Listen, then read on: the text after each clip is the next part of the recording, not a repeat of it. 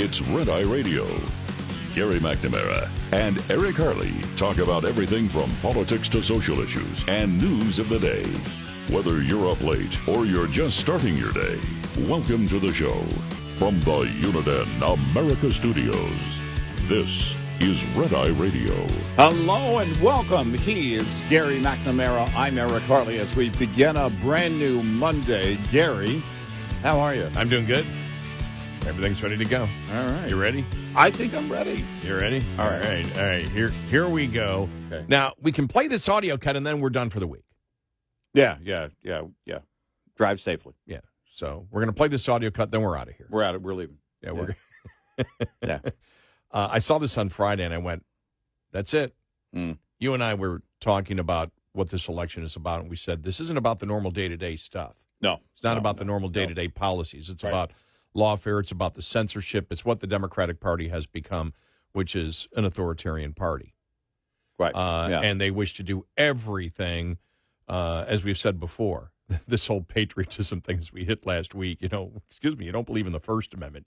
You don't believe in freedom of speech. You don't believe in freedom of religion. You don't believe in the Second Amendment. You don't believe in the three branches of government and the separation of powers. You don't believe, what was the other one? Oh, yeah, this came up over the weekend because you don't believe in the representative government that we have, which includes the Electoral College and the Senate. And so what is this, a new form of American patriotism, which is you're a patriot if you disagree with the major tenets of the Constitution? Right. And then everything that we have seen.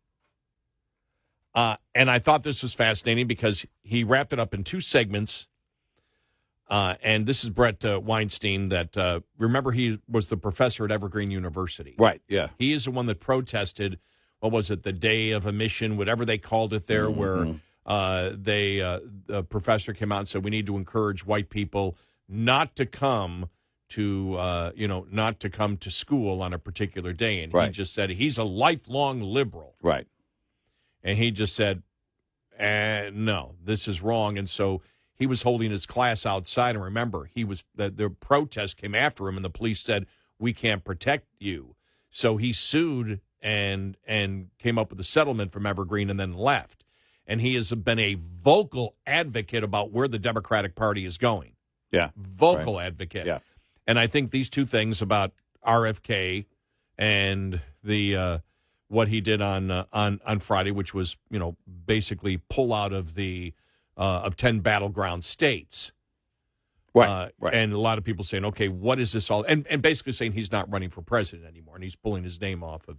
Yeah, he's not actively running. He's still going to be on, I think he said on Fox News Sunday, 30 other state ballots, but they are going to pull his name off the ballots in the states, as he put it, where he would be a spoiler, the battleground states. And Weinstein's been on Rogan a lot. I've seen him on Rogan. Him and Jordan Peterson one time had a great back and forth. Yeah, there's still a couple of things that I saw in Rogan interviews where I'm like, I'm not on board with that, but where he is definitely no, he's a lifelong liberal. We have major disagreements. We have major disagreements with RFK Jr. Yeah, we talked about that. We were in the pre-show meeting. Nothing has changed. We'll talk more about that, but this is the game has changed. But Weinstein admits this. Yes, exactly, and gets to the point that we have been making all along. Here it is. Mm-hmm. Well, I think this is absolutely monumental because I think we are in a novel moment in American political history where many of us who hold different positions on the political spectrum, have different priorities with respect to policy, are finding that none of our differences matter in light of the jeopardy that the republic is in. And so what he is effectively doing here is he is saying those differences aren't going away, but they're just simply secondary. And he is both structurally, by withdrawing from certain ballots and not others, he is emboldening a movement that is more widely recognizing that those differences have to be put aside until the main job is done, and he's leaving himself an important voice in that discussion. So I was very interested in the way he navigated the idea. This was not a simple endorsement of Trump. This was an endorsement of retaking the White House and using that position to restore the republic to its proper course. He went on to say, let me just find this here, because he continued it, and I think it's important to see where he went with this. Here it is. Here we go. Oh, absolutely. Let me just be perfectly clear about this. I think the modern Democratic Party is an existential threat to the republic. And although I am a Democrat, I've been a Democrat my whole life, the party that I see in front of me today is literally the inverse of the party I signed up for. This is now the party of war. This is the party of racism. This is the party of censorship. I don't recognize this party. There is no conceivable scenario in which I would vote for Kamala Harris. I just simply will not do it. Am I open to voting for Trump? I am. I'm especially open to it if he is partnered with Bobby Kennedy, because what that tells me is that my values, which are a much closer match for Bobby's, are represented in that administration. And that's really what I want. I want a coalition to redefine American politics because, frankly, we have a long-standing problem with corruption, which has now turned into something else with the modern Democratic Party. But we need to rethink the way we govern ourselves so that corruption is not the dominant force, and a coalition is the way we're going to do that. Yeah, that's when you hear RFK Jr. At the rally, you heard him repeat those things on Fox News Sunday, and he's repeated them quite a bit on things he wants to get done, retooling the USDA and the FDA, and get all the chemicals out of the food and things like that. Also, the fact that they bring up the word neocons, as he brought it up at the rally, but talking about the war in Ukraine, and the one thing we talked about during Trump's presidency and after his first term, that it was you cannot call him a wartime president. He did not go to war. Even though he did strike the enemy, he did not send troops, that he was not spending a ton of money that wasn't already allocated. And so then you have, now this thing coming together. And what you hear Weinstein saying here is kind of along those lines in what you have been saying. And that is where the corruption really lies. I mean, it's one thing, RFK Jr. and his agenda and all that, let's not spend the money in Ukraine, bring it back here, and we can have that debate and all that stuff, and let's retool the administration so that the rulemaking doesn't have as much power. By the way, on the grand scale, outside of USDA, or whether it's USDA or FDA or any of them, we're with them. I mean, that's great. They shouldn't have that much control. That's great. But what he said here goes along with what you said, and I think is what is most critical. As you have said, it is now the reason and what motivates you, and that is what we're seeing right now, and the corruption with the lawfare, and the weaponization of these agencies in a big way. By the way, RFK Jr. would kind of be in line with that. If you've heard any of his discussions and concerns with the CIA over the years, that right there is a shared value where everybody looks at it and goes, okay, we're all at the table. I don't need, you and I talked about it, RFK Jr. with the bear thing and everything else, and when his beat pick, very clear, look, he is on the left. He talked about it over the weekend. This is his party has been, or his family has been in the Democratic Party, and we all know that. We all know the history. But this is more than just lip service if there is follow through ultimately. And I think that's what RFK Jr. believes, and I believe that's what Trump believes. We have to go back to where we said it. I don't know, you were one of the first that said it. Donald Trump is in the mainstream of American politics. If you want to use the word moderate is a much better fit for him than either left or far right. And the Democrats loved him. He's got a lot of friends on the left from over the years. But then you look at the shared agenda items. And when it comes to the weaponization of these agencies, when it comes to lawfare, all of this must end, and it must end now. There must be a very swift reaction by the American people to say we will not allow this to go one step further. And I want to add this, too, because it hit last week, the Republican report on the impeachable offenses of Joe Biden. When you see the acceptance of influence peddling that went on in the Biden administration, and the Democratic Party is fine with, because he was vice president at the time, the majority of the incidents took place while he was vice president. He was selling influence to the American government to make his family millions of dollars. You notice that when that report came out last week, you didn't see Democrats defending it at all. Right. I mean, it's obvious. We have said it. You don't set up the number of LLCs. You don't set up the number of secret bank accounts. You don't move money like that through a family that comes from somebody who is out there, another member of the family out there selling influence to the to the executive branch, and that's what Joe Biden was doing. Mm-hmm. And we said where the media is on this now is that, well, the whole family basically was involved in it, but Joe Biden knew nothing of it. Right. Because that's what they don't even know that's what they're saying, but their defense, their fallback position was, well, Hunter Biden was doing it. Well, no, not just Hunter Biden.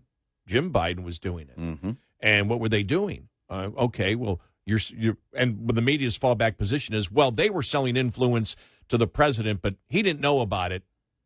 The illusion of influence. The illusion of influence, which means he didn't know about it. They were saying things to people, and Joe wasn't a part of it. Right, and this is her fallback position, that then this money went and was distributed all throughout the family, including, as we know, some checks that went to Biden. But Biden didn't know anything about it because he's an idiot. Right, yeah. Because that's the only fallback position that you can have if you're a Democrat.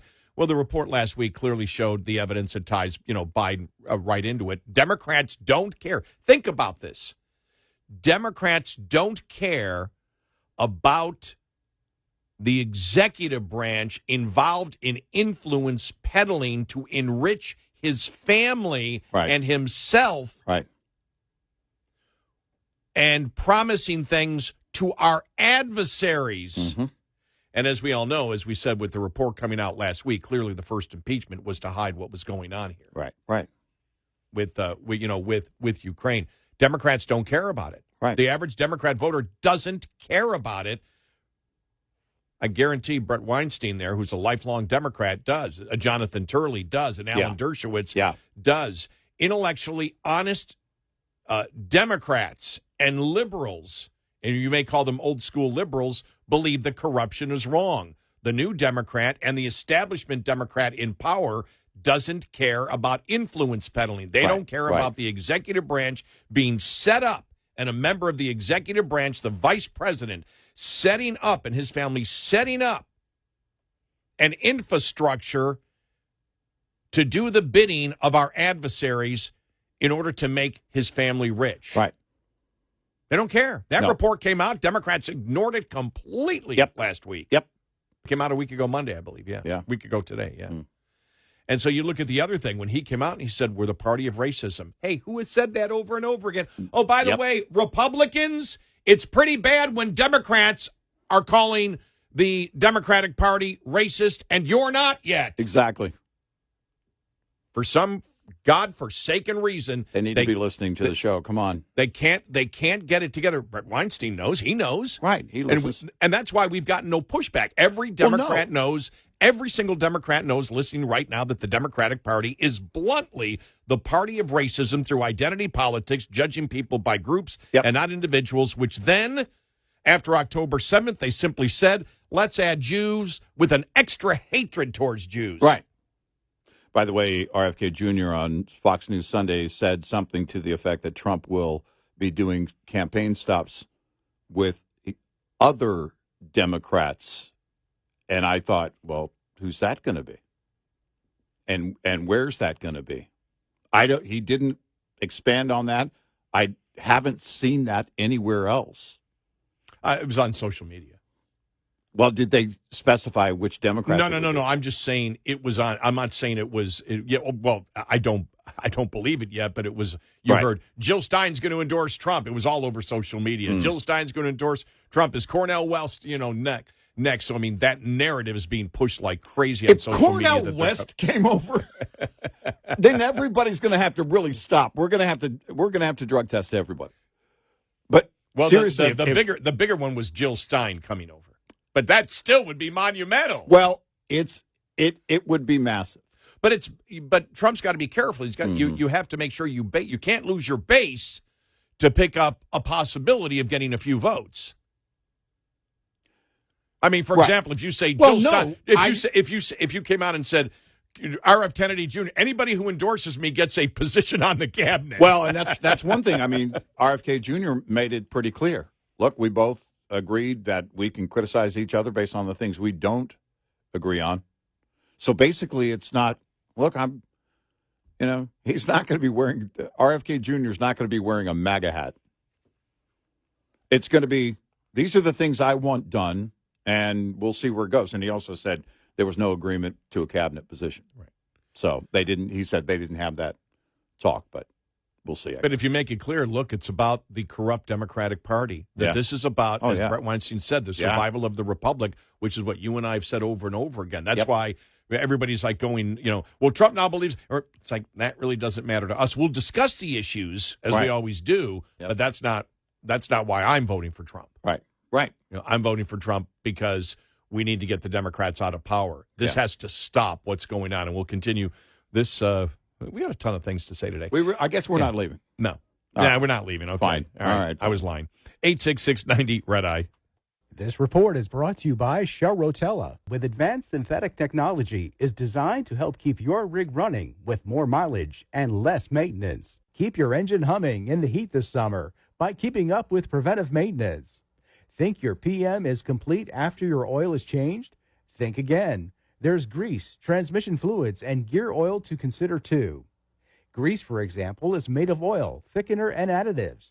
It provides rust protection by preventing water spray-off and wash-off on equipment like the universal joint, fifth wheel, and clutch throwout bearings. It also helps protect major greasing points like tie rod ends, spring pin bushings, kingpin, and the chassis. Today's synthetic oils means more miles between engine oil changes, but greasing intervals aren't growing at the same pace. Your fifth wheel, for example, needs to be greased every 15,000 miles or monthly. Get in touch with Red Eye Radio, toll free at 866-90-RED-EYE.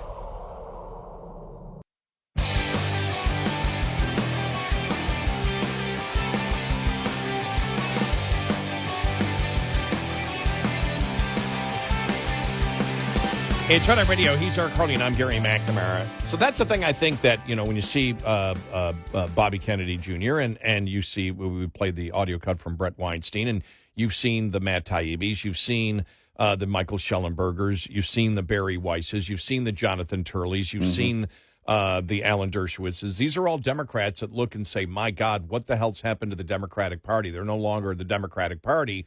They're the party of authoritarianism. They're the party of racism. They're the party of now called warmongers, or the party of race. Did I say racism? I say that yet? The party. You could probably add it twice because they're really the party of racism. They're really the party of racism, and they're the party of corruption. Yeah, and you look at it. The whole censoring of Twitter that he knows about. They all know about what happened there. Yeah, and then. Trying to censor the media in general with the New York Post, and then the 51 intelligence agencies. You've got traditional Democrats looking at this that used to fear the government and say, what the hell is going on? The Democrats are embracing an authoritarian regime like we've had over the last 4 years, right, and even longer. Right. Because they're institutionalized. The rot is institutionalized inside the bureaucracy.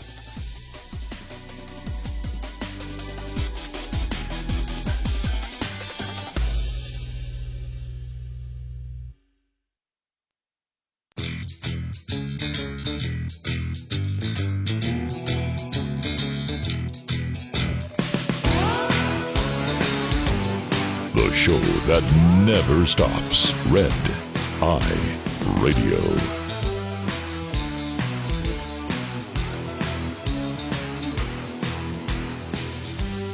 It's Red Eye Radio. He is Eric Harley, and I'm Gary McNamara. Let's play a little bit of RFK Jr. on with Shannon Breen on Fox News Sunday here.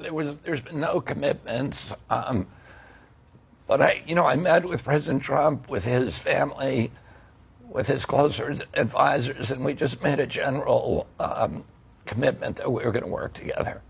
What about the states where you're trying to get off of a number of swing state ballots to say, I'm going to stay on a number of state ballots, but in these swing states, I'm going to try to withdraw myself and ask my supporters, or at least you're telling them, think about supporting President Trump. Did you negotiate over which states you would try to withdraw from? Yeah, I mean, we all knew which states they were. There basically is 10 swing states where my presence in the race would have helped Vice President Harris and would have harmed President Trump. So I'm going to get off the ballot in those states, and then we're going to stay on the ballot in 30 states. And, I'm encouraging people to vote for me in those states. Those are states where the votes, they're either all red or all blue states where their votes are not going to change the outcome of the race. But in the states where I would have been a spoiler, I'm going to get out. So it's about 10 states. One of the things is you and I talked about when we saw the fact that, and by the way, we have somebody who wrote us and said, basically, RFK's 15%. RFK does not have 15%. Right. It's roughly between probably 3 and 4%. Some polls say 5, but I don't even know if I necessarily buy those. But you had a number. His number started going down after Kamala Harris came aboard. Mm-hmm. So that's what they're saying, because I still believe that he took more, that initially he was helping Trump more, but those Democrats left. Right. That him in the race. So what remains is mostly Trump's support. Right. And so then Democrats left when Biden was gone. They left supporting Kennedy. But now, You were going to see that erosion anyway. He never had, what was it, 15, 18%? Right, when he first launched, no. Right, we said that's not going to stay. No. And I will say this, so when you look at this, and this goes back to what Bret Weinstein said about why he will support Trump, that he's open to support Trump. He will not vote for Harris, is that when you talk about, and we've had lots of discussions about old school liberals, mm-hmm. Old school liberals versus, new liberals today. Old school liberals believed in freedom of speech. Yeah. Yeah. They believed in, old school Democrats believed in freedom of speech. Right. New Democrats do not believe in freedom of speech. And old Democrats that have stuck by the new Democratic Party do not believe in freedom of speech. Right. Right. They don't believe in the First Amendment. They don't believe in freedom of religion. Old school used to. And so when you look at the number of issues, when you take old school Democrats, and he's an old school Democrat. Yeah, right. That he's the one that hasn't changed. The rest of the Kennedy family, and please, can we stop with this, that somehow the Kennedy family has some type of political influence or some type of pure Camelot morality that they can sell to the American people? Right. Let's just stop it now. They've changed. If they endorse this Democratic Party, they endorse authoritarianism. They have rejected. The family has more rejected than RFK Jr. The Kennedy family has rejected the narrative of a JFK, of an RFK. Right. They're the ones. You think that JFK or RFK would support what's going on in the Democratic Party right now? Are you out of your freaking minds? Over the weekend, the question keeps going through my mind. All right, what does RFK Jr. stand to gain? Let's say, and you just heard the cut, there really is no agreement on a cabinet position, but let's just say they come up with one, Trump is elected, and there is a cabinet position, whatever cabinet position it would be. is that a gain? Is that really a gain for an RFK Jr.? The way he's talking, I believe that he believes the things he's talking about. I don't know if he believes they could actually get done, even with everybody on board, during a 4-year second term under Trump. I don't know. But I do believe this is going basically the way I thought it was going to go. It's not going to be your typical endorsement. It was never going to be your typical endorsement. In fact, I don't really even think it rises to the label of endorsement. Yeah, this is not a Nikki Haley endorsement. Right. Exactly. This is, it's because, the endorsement is I'm all in and, forget what I said up until today. RFK Jr. is saying, I want to bring everything that I was saying up till today and tell you, all right, we're going to play nice and these are the things I want done. When you saw him at the rally, I didn't see 1 ounce of fanboy in RFK Jr. toward Donald Trump. I didn't see, it was, I thought, a very interesting pairing, but it is not the endorsement that you would typically see in the past when someone drops out of a race.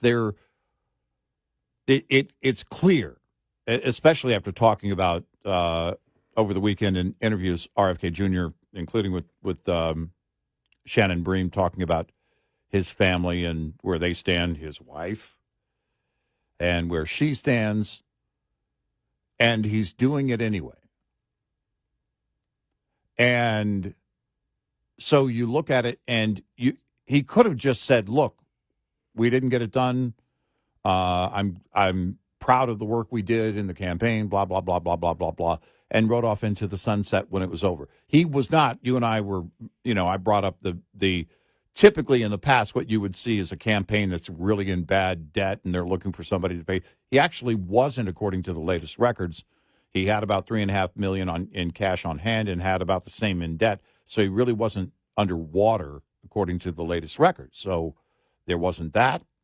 What's the motivation? And what you saw at the rally was those agenda items that he's been on for a while. That's consistency to me, and it's what I look for. I don't see this. I don't look any differently at RFK Jr. than I did ever. And this is a numbers game, clearly, for the Trump campaign. But it's a numbers game for RFK Jr. in that he sees this saying, the Democrats have shut down so many. You mentioned Jill Stein. You mentioned Cornel West. What's interesting about Cornel West is actually working with a lawyer right now that has deep Republican ties in order to get on the ballot in certain states. This is what the Democratic Party is doing. They're trying to keep it. Well, they did it with Trump.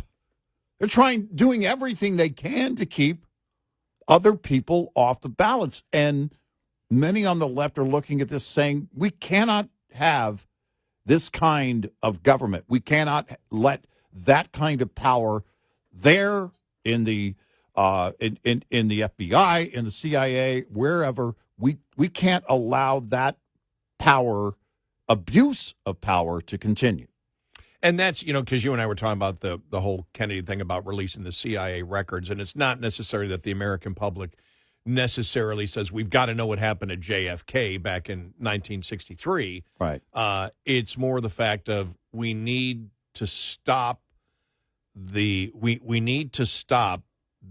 top secret part of government that has been instituted to keep the truth from the American people when it has nothing to do with the national security of the United States. Remember with Wyden and Udall, two Democrats that wrote they wrote the Supreme Court, I think, and they were talking about part of the Patriot Act and what they believed was a misinterpretation of the Patriot Act. And it was years ago. It was, what was that, 2012, maybe, when they wrote that. And when we get into, the FISA court things, and then later, and by the way, we were asking then, where are the Republicans in joining Wyden and Udall in this, and officially in this concern? And we know people like Rand Paul are right there with them, no doubt. But you look at where we've always talked about the potential for abuse, and now it's full on. When you look at the secret court, when you look at everything that happened during the Russian hoax, that kind of abuse it cannot remain, and it was clearly a gross misinterpretation of those parts of the Patriot Act, and it's why many libertarians were screaming, and have been from the beginning of the whole thing, on the Patriot Act. If you don't have accountability, even if we have oversight, that's the problem. Well, we have oversight. Remember, the Patriot Act was supposed to prevent this kind of thing from happening. Exactly. It really was about terrorism. Right. And now it's turned inward. It was abused, and that's the whole thing, is that kind of the room for that abuse. And then the lack of political will to pursue when someone actually breaks the law. Slap on the wrist, or, okay, we just let him go. Well, no.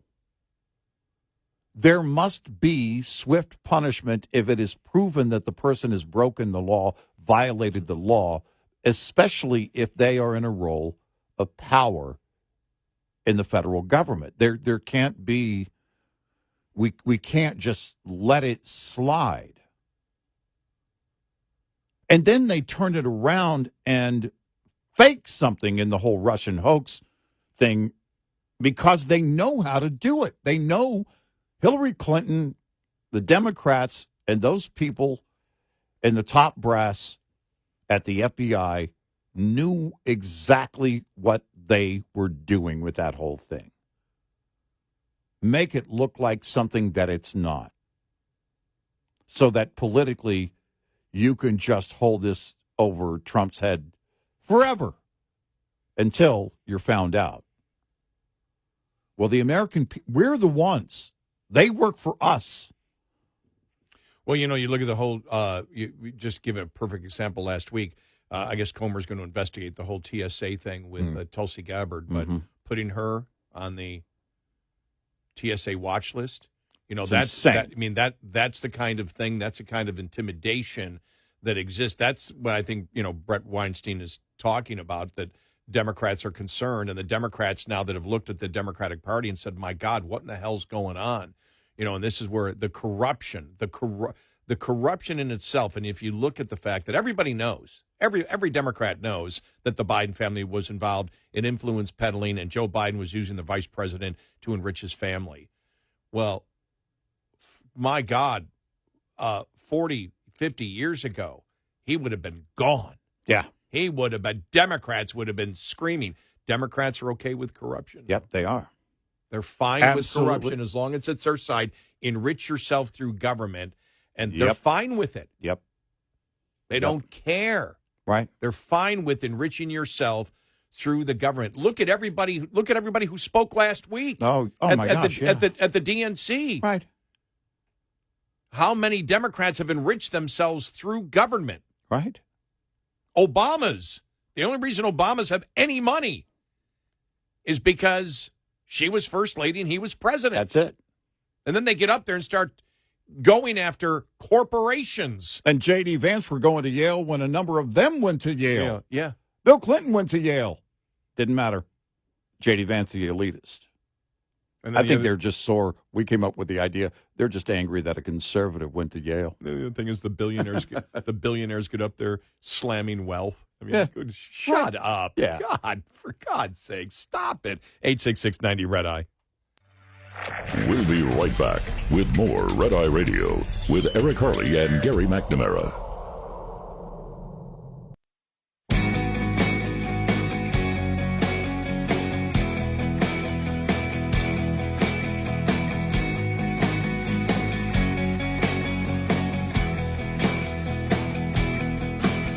It's Trump and Radio. He's Eric Harley, and I'm Gary McNamara. Hold that thought. Okay. For after the top of the All right. the hour, because I think All you right. made, I think you actually made a good point. I'm gonna celebrate. I'm gonna make maybe some coffee or something during the break. Have me a little caffeine to celebrate. No, but Well, it really is. It may be the inevitable, or it's how it should come together, and we'll expand on that coming up.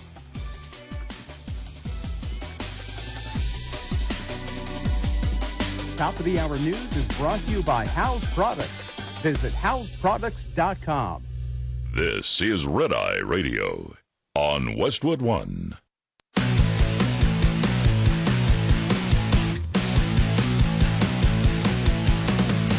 Now, it's Red Eye Radio. Gary McNamara and Eric Harley talk about everything from politics to social issues and news of the day. Whether you're up late or you're just starting your day, welcome to the show. From the Uniden America Studios, this is Red Eye Radio. all across America and around the planet, we are Red Eye Radio. He is Eric Harley, and I'm Gary McNamara. Good morning. Hello. Here we go. Wow. Almost the end of summer. It's crazy. All right, I just want to get back to, because you this is during a break, and I wanted to make sure we could expand on it. But you made a great point about, because we've talked about the fact that, you know, when you look at Democrats that have, and prominent Democrats that have looked at what's going on in the Democratic Party, they're horrified by it. And we had mentioned, that Barry Weiss, who used to work for the New York Times, who is part of the Twitter files, Matt Taibbi, Michael Schellenberger, and then you go to Jonathan Turley, you go to Dershowitz, and you look at these people that have said the Democratic Party is not what they ever were before. Right. And then we had played the audio cut from, and that might be our audio cut of the week from Bret Weinstein, because it really it shows, you know, that the what Democrats used to be, that they're absolutely horrified by what's going on. And Bret Weinstein was saying they become the party of war. They become the party of racism. Right. They become the party of corruption. And he said, I'm a lifelong Democrat, and he cannot vote for Kamala Harris. He cannot support this Democrat Party. And he would support Trump, not because, and the Bobby Kennedy endorsement helps him because he's closer politically to a Bobby Kennedy. But the fact is, and I'd like to actually go point by point with him, because as we said before, Trump has always been a moderate and has at points had liberal positions. Right. So, but but that's for another day. But his point was the corruption, the racism, the authoritarianism that's coming from the Democratic Party is just, it doesn't even recognize. It's the opposite of why he became a Democrat. And you pointed out the difference between all those people, though, and Robert Kennedy Jr., which I thought was a great point. Well, what Robert Kennedy Jr. brings is really the official political campaign version of, and culmination, I think, of all of those concerns. If you think about, I'm dropping out, even if, look, he wasn't going to win. He knows he wasn't going to win. I think he made some points over the weekend. If the Democrats had allowed him to be on the ballot and run, and there had been a primary, then he would have gotten the nomination. And then you would have had the primary at the time against Biden. That wasn't going to happen, so that wasn't realistic. But he wasn't going to win in his current campaign state. The way that the state that it's in. So ultimately, what he brings is, here's a guy who's going against the Kennedy grain. In fact, for liberals, I think this ranks number one as the top Kennedy scandal of all time. It now towers over everything else. For liberals, that Chappaquiddick, what? No, RFK Jr. joining with Trump by far. But it is the Forget about the Marilyn Monroe scandal. Yeah. Are you kidding me? That's nothing. Did you hear about RFK Jr.? Bay of Pigs? What? You want no, Cuba, nothing. You want a pig? That's RFK Jr. I'll for tell you about endorsing pigs. Trump. I'll tell you about the pigs. biggest Kennedy scandal of them all. It's number one. But what it brings, it carries, basically gives an official voice to, not that Matt Taibbi, Barry Weinstein didn't have voices, but they weren't in the actual game. And so this is a political campaign now that I believe carries with it in this move the voices of, you heard Weinstein. I haven't heard, by the way, anything from Taibbi or Barry Weiss or anything else on this, but what I do believe, based on what the concerns that we're talking about, former liberal, some of them still very liberal, Democrats who look at the state of what was once their party, and RFK Jr.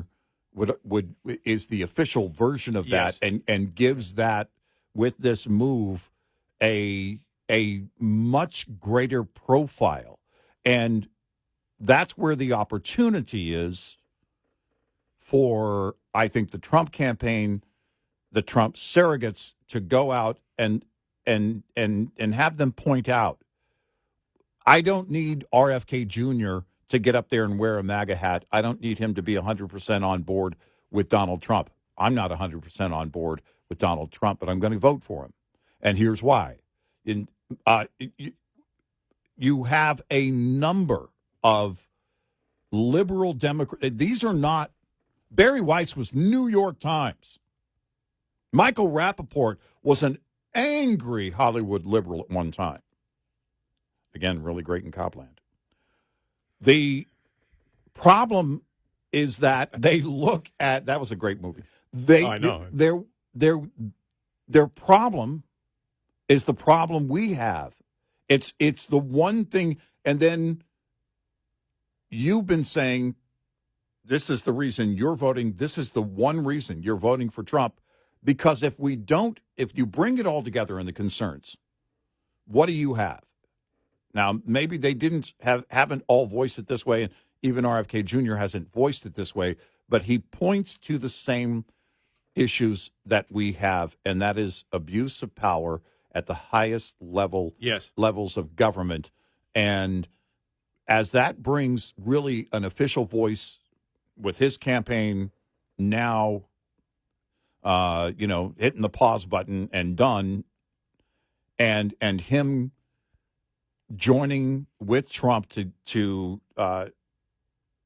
make sure that Trump gets elected in order to root out all of this that's going on, it highlights what we have been saying, that if you don't take care of that, if you don't stop this kind of behavior at the top levels of government, nothing else will matter on the issues anyway, because you will be powerless.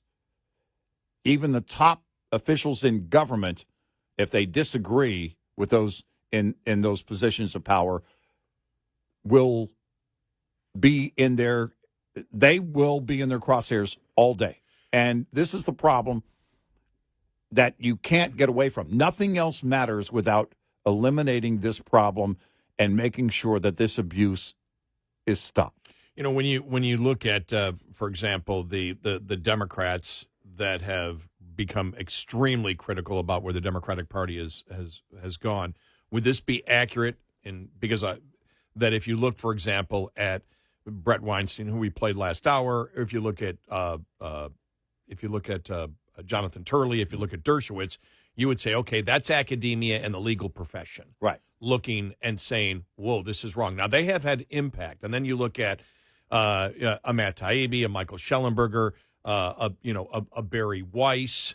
You can throw Rappaport in there, for example, because he's just been so vocal against. He's the one that came out, the actor that came out and goes, everything that I was told was a lie. I did my own research and found out Trump never did these things. He never said these things. Right. And then I realized, my God, I'm being brainwashed by it. But you have in essence, Hollywood and the media there, traditional liberal, just as an example. But when you get to, and when you can even look at Tulsi Gabbard, but she's an ex-member of Congress who got out. Yes, she ran for president, so she got some buzz. But a Kennedy, and I don't care. And I'll get to the audio cut because it was, was it, I forgot who it was. I'll find it. Somebody on the mainstream media is like, well, it's not the Kennedy family. They were like, it's like, and then you got a Kennedy. Yeah, but it's not the Kennedy family. Nah, yeah. As if they get, but the point is, it's just, actually, God, sometimes in this nation, the media lives in the 60s and nobody's in the 60s. Right. Yeah. The whole Camelot, but the Kennedy family. Who the hell's the Kennedy family? The only Kennedy I know in the political arena right now is Bobby Kennedy Jr. That's it. Right. Who's the Kennedy family? Right. Who's there? Right. Who's the spokesperson for Camelot? Exactly. And it's just like, stop it. And when you Where's the castle? The what? Where's the castle located?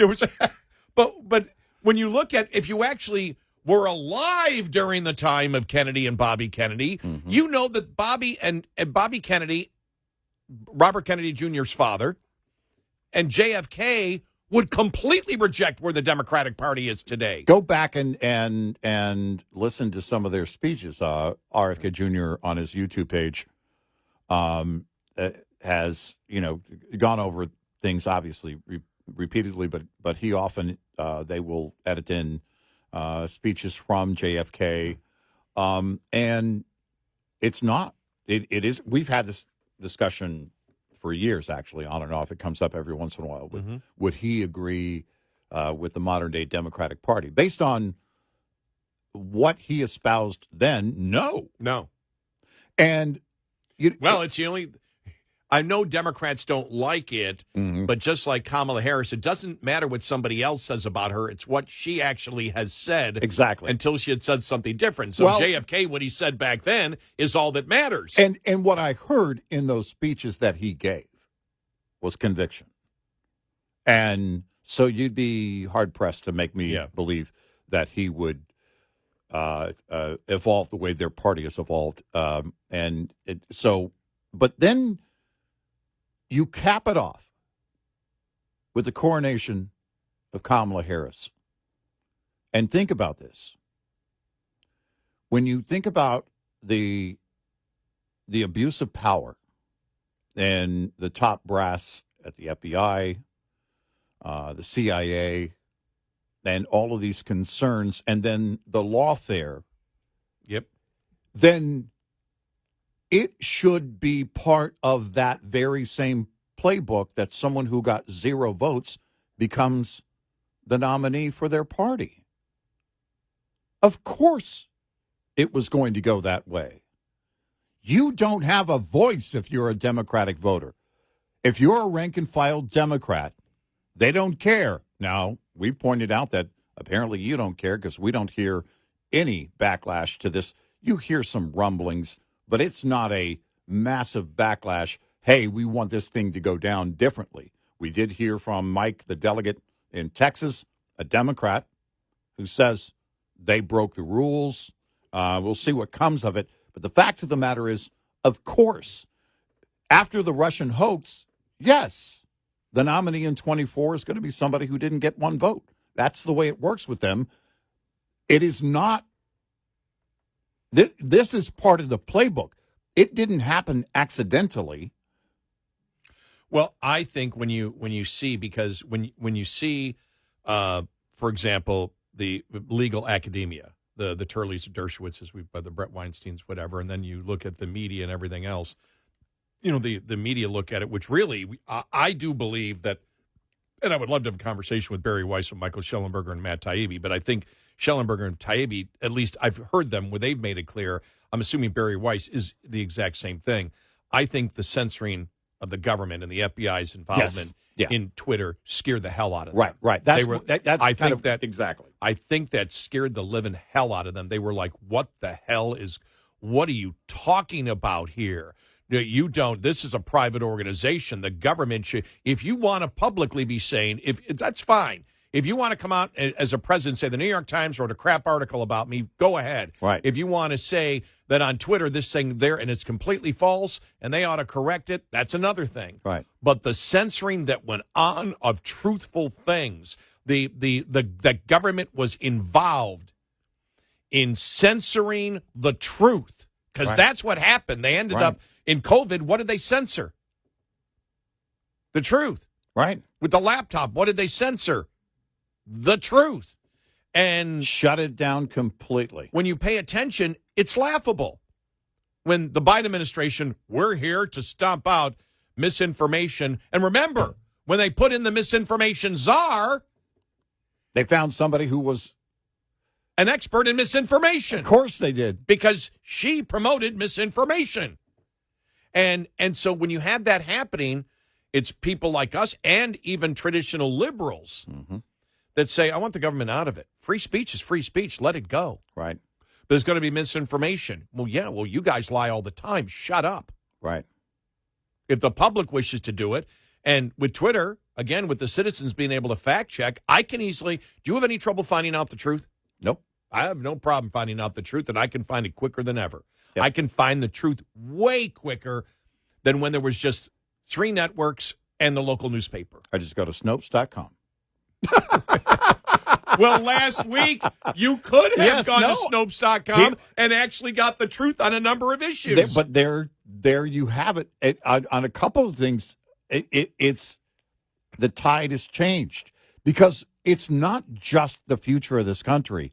If you're a rank-and-file Democrat, what's the future of the party you supported? What is the future? What is it going to be? Do you believe that they wouldn't come after you? Because one question, by the way, if you question anything, they're gonna shut you down. They've already proven that. Well, that's the point I'm making. What Kennedy now and Stein and Cornel West and even the delegate that we heard from are now saying, my God, they went after Trump. Yeah. And all these things that they did about people that they disagree with and the censoring that they put out. Right. And everything that's going on. And now they're eating their own. Yeah. They're destroying, they're taking the filth and rot that they used against the opposition, and now they're using it against people of their own party by anointing somebody as the presidential nominee after lying about what was going on with the president of the United States. Right. And now they're doing it to us. Yep. And what's left? They won't stop. 866-90 Red Eye. Brought to you by FPPF, Fuel Power Max. Managing time is key. Successful owner-operators know that simply running hard is not enough. If it were that easy, anyone could do the job and expect the profits to roll in. It generally pays to slow down. There is a trade-off in higher costs, not to mention the increased risk for driving fast. If driving slower takes time away from you, you could find some of the ways to get it back. Never take time off during the last 2 weeks of the quarter or the last week of the month, when freight typically is abundant. Sometimes it works to your advantage to look for loads that take you through home rather than to home. The latter can interrupt your revenue stream and require additional time to get back up to full speed again. Owner-Operator Business 101 is provided by Overdrive's Partners in Business program. Go to overdriveonline.com to the Partners in Business section of the website for more details on this and many other topics. Brought to you by Shell Rotella, with advanced synthetic technology is designed to help keep your rig running with more mileage and less maintenance. Coming up, more with Gary McNamara and Eric Harley. It's Red Eye Radio.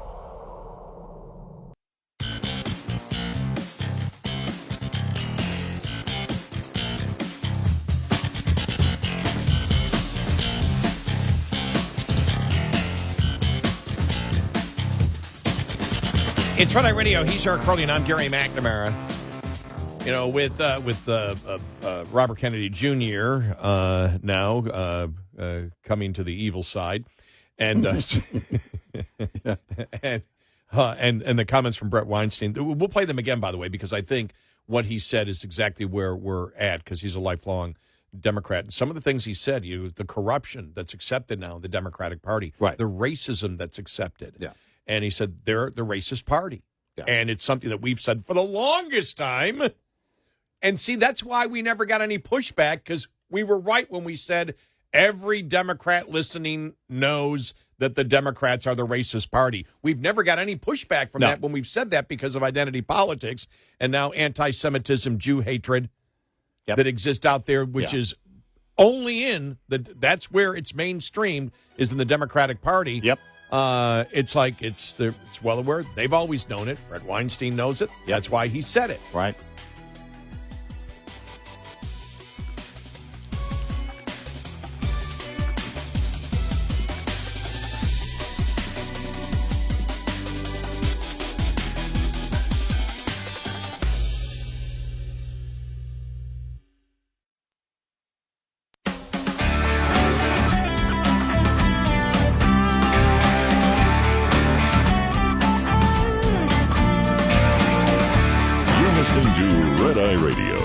From the Uniden America Studios.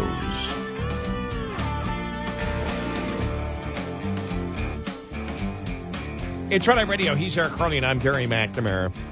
You know, I just had a ton of discussions over the weekend. It's a great weekend. My dad's doing great. I flew in one of those real quick trips. Yeah. Where I flew in. Right. Not happy. Avis budget. Could you please get it together? Standing an hour and 40 minutes to rent a car. Oh, my gosh. When you have, I've got the fast break where you just show your license and you grab the keys. Right. And then I have the other one for Avis, whatever it is. Mm-hmm. I get to the airport. And I walk in, I go, my God, look at those suckers in that line. Never do that. Need to be fast break. I'm walking by, and I look, and they don't have the sign up that says go straight to the kiosk. And I just go up, and I just, about 10 feet away, I said, hey, kiosk open for fast break? No. Well, do I come up and get the papers? No, you have to go back to the end of the line. Oh, man. There were roughly 60 people in line. Oh, my gosh. And there were only 60 people. And there were only two. There were only two there. There were only two people. Wow. They eventually got to 4. Wow. So, funny thing is, I had seen a YouTube video from a local Buffalo station talking about the problems of renting a car at the Buffalo airport. Yeah, right. And, you know, they don't want the government doesn't want that to happen. Right. Because they're trying, people are coming in like crazy because the 3 really nice women that that were with me, all from Dallas. They were on the same flight as I was. And they had never been to Buffalo. Why were they going there? What's the reason they were going there? Yeah. Niagara Falls. Okay. So tourism skyrockets, to that area for people worldwide going to Niagara Falls. Right. And here they are. They had reservations, and here they've got to wait. They weren't fast break like I were, but that's a first impression. So the local government doesn't want that happening. They don't want your first impression when you land to do tourism. I mean, look, tourism in Buffalo is hard enough, right? And so the last thing you want is, okay, you're in here, real nice airport. It's a very nice, small airport, real nice. You go through, this is really great, and everything else. You get down there, all right, you're going to have your rent-a-car in about 2 hours. What? But I'd seen the local TV station, and I went, well, I used to be in the Buffalo media. Let me call them and give them a follow-up. Yeah, they had done it 2 weeks before, a story about how long the lines were. I said, remember you did that story? Right. Just let you know it's probably a 2-hour wait to rent a car. And I said, even if you're that. And they said, okay, we'll be on it. Thanks for the follow-up on that one. Right. Because, we thought the problem might be resolved. No, it's not. But otherwise, it was really, really, and best thing is, I don't let anything bother me anymore. These great conversation with people in line, no matter what it is. It's always great. Yeah. But talked to so many people. The woman that sat next to me on the plane, what a great conversation. Originally from Costa Rica. Married a pilot. This goes back, probably, I think, to 2000, she said she married. And unfortunately, he died a few years ago. And just great. She was going to visit her sister, who lives in Buffalo with her husband and I guess involved in a German restaurant up there. And then they were heading off to Rome. Okay. What a great conversation. If all she talked about was how she loved America, how she loves capitalism. It was her conversation to me is what an RNC convention should be, or a Republican convention should be about. Right. It was just great. And the funniest thing is we walked down together and she was getting her luggage and I was heading to the rent-a-cars. And beforehand we're walking down here and I can't remember what the discussion was, but she, obviously has an accent, but she just said, and after the talk, we had a great talk. She goes, "This is why I love capitalism," but her accent made her sound like a Russian.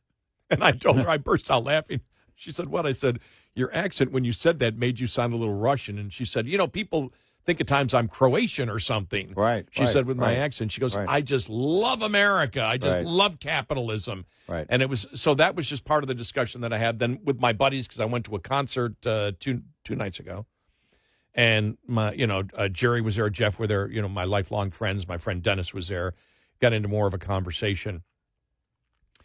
And I just in my own mind from all those conversations, it's something that you and I have talked about because we've always wondered what's in the mind of a Democrat or a liberal, today. Mm-hmm. And you see Bret Weinstein, as we played last hour, state the fact that that he can't vote for Kamala Harris. He's been a lifelong Democrat. He cannot vote for the party of war. He cannot vote for the party of racism. He cannot vote for the party of corruption.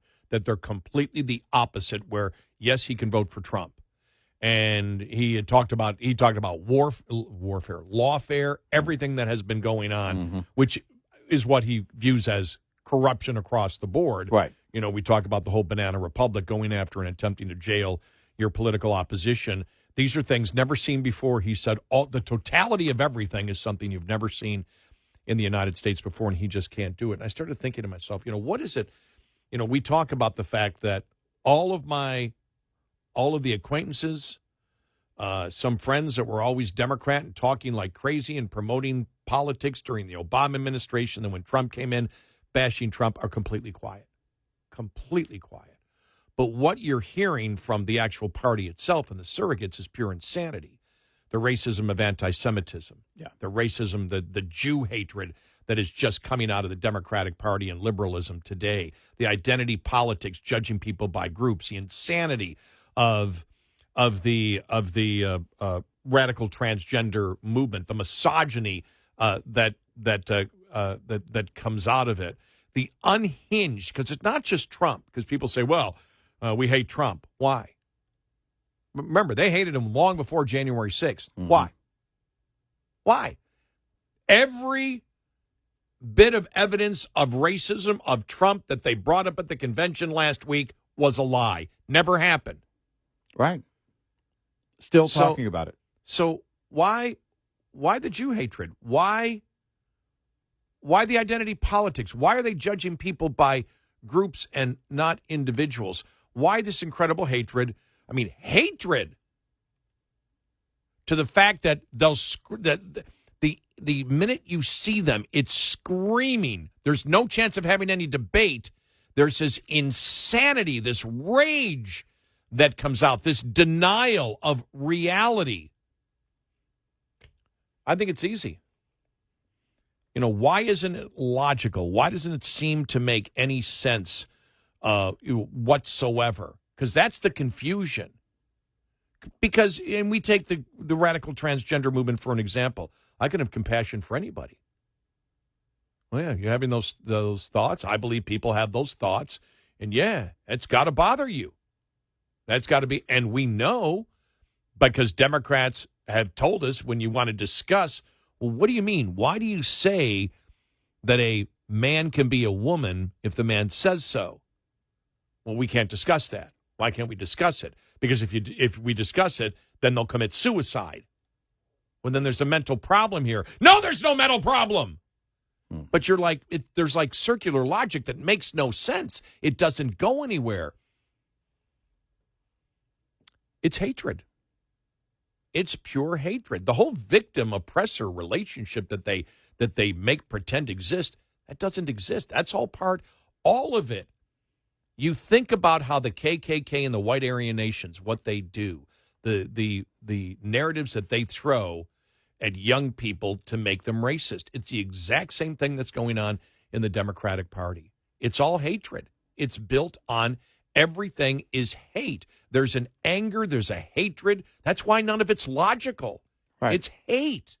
They just hate. They hate everything. I don't know where it comes from because I can dislike something, but I have confidence in my ability to defend what I believe, as most people do. Most people want to defend what they believe. The Democratic Party doesn't. Why? Because it's all based on hate. It's where racism comes from, and that's what I believe many of these Democrats, like Bobby Kennedy, and everybody that we've mentioned, including Bret Weinstein that we played today, the former professor at Evergreen University that basically sued the university because they wanted to have a white exclusion day, and he said it was wrong, and they protested him.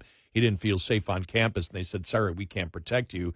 So he sued and ended up leaving them, and and then has been very critical of where the Democratic Party has gone.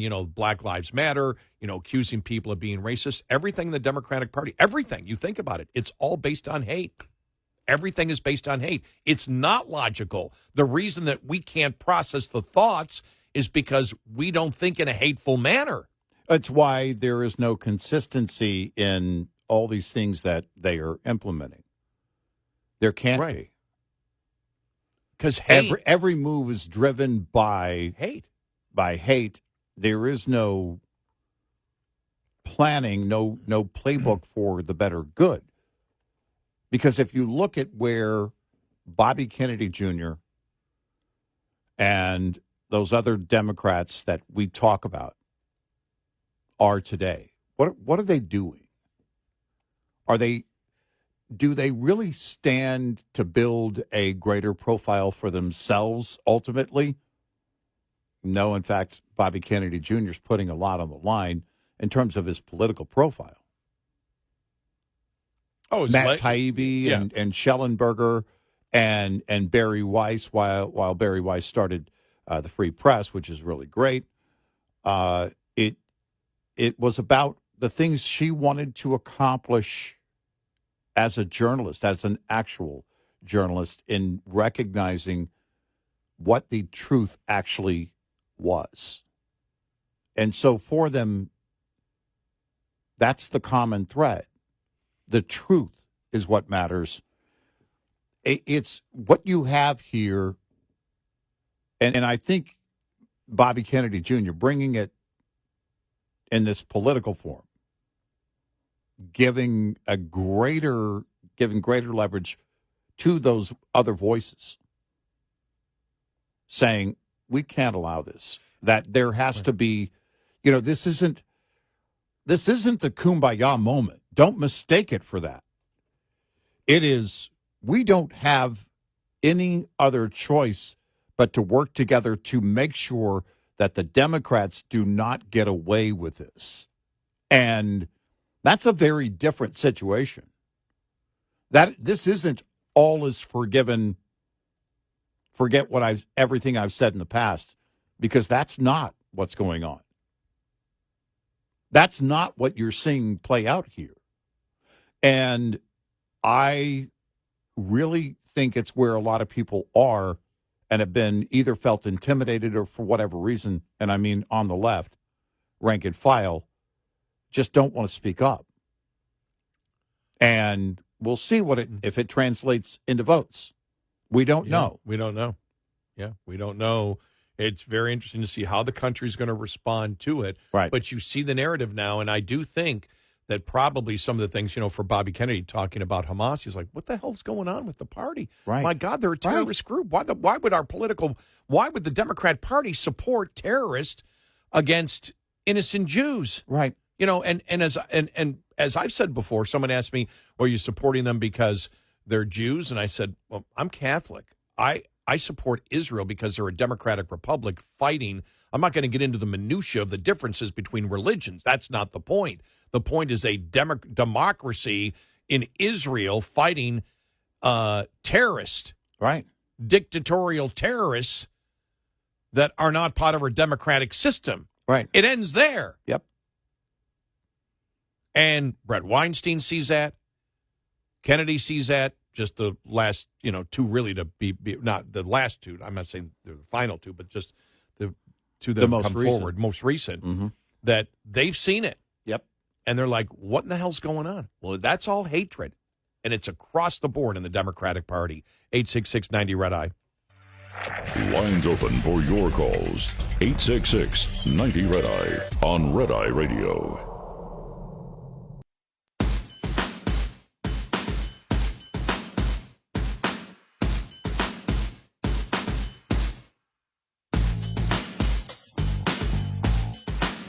It's Red Eye Radio. He's Eric Harley, and I'm Gary McNamara.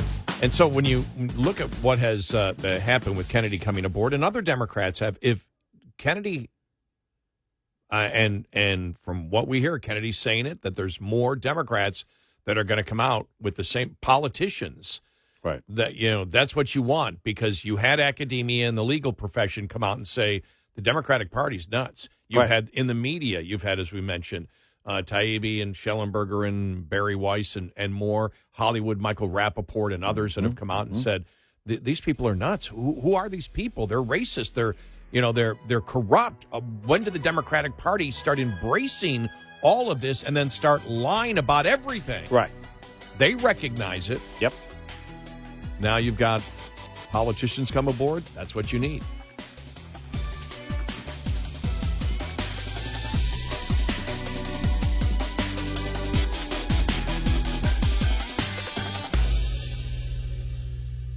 This is Red Eye Radio on Westwood One.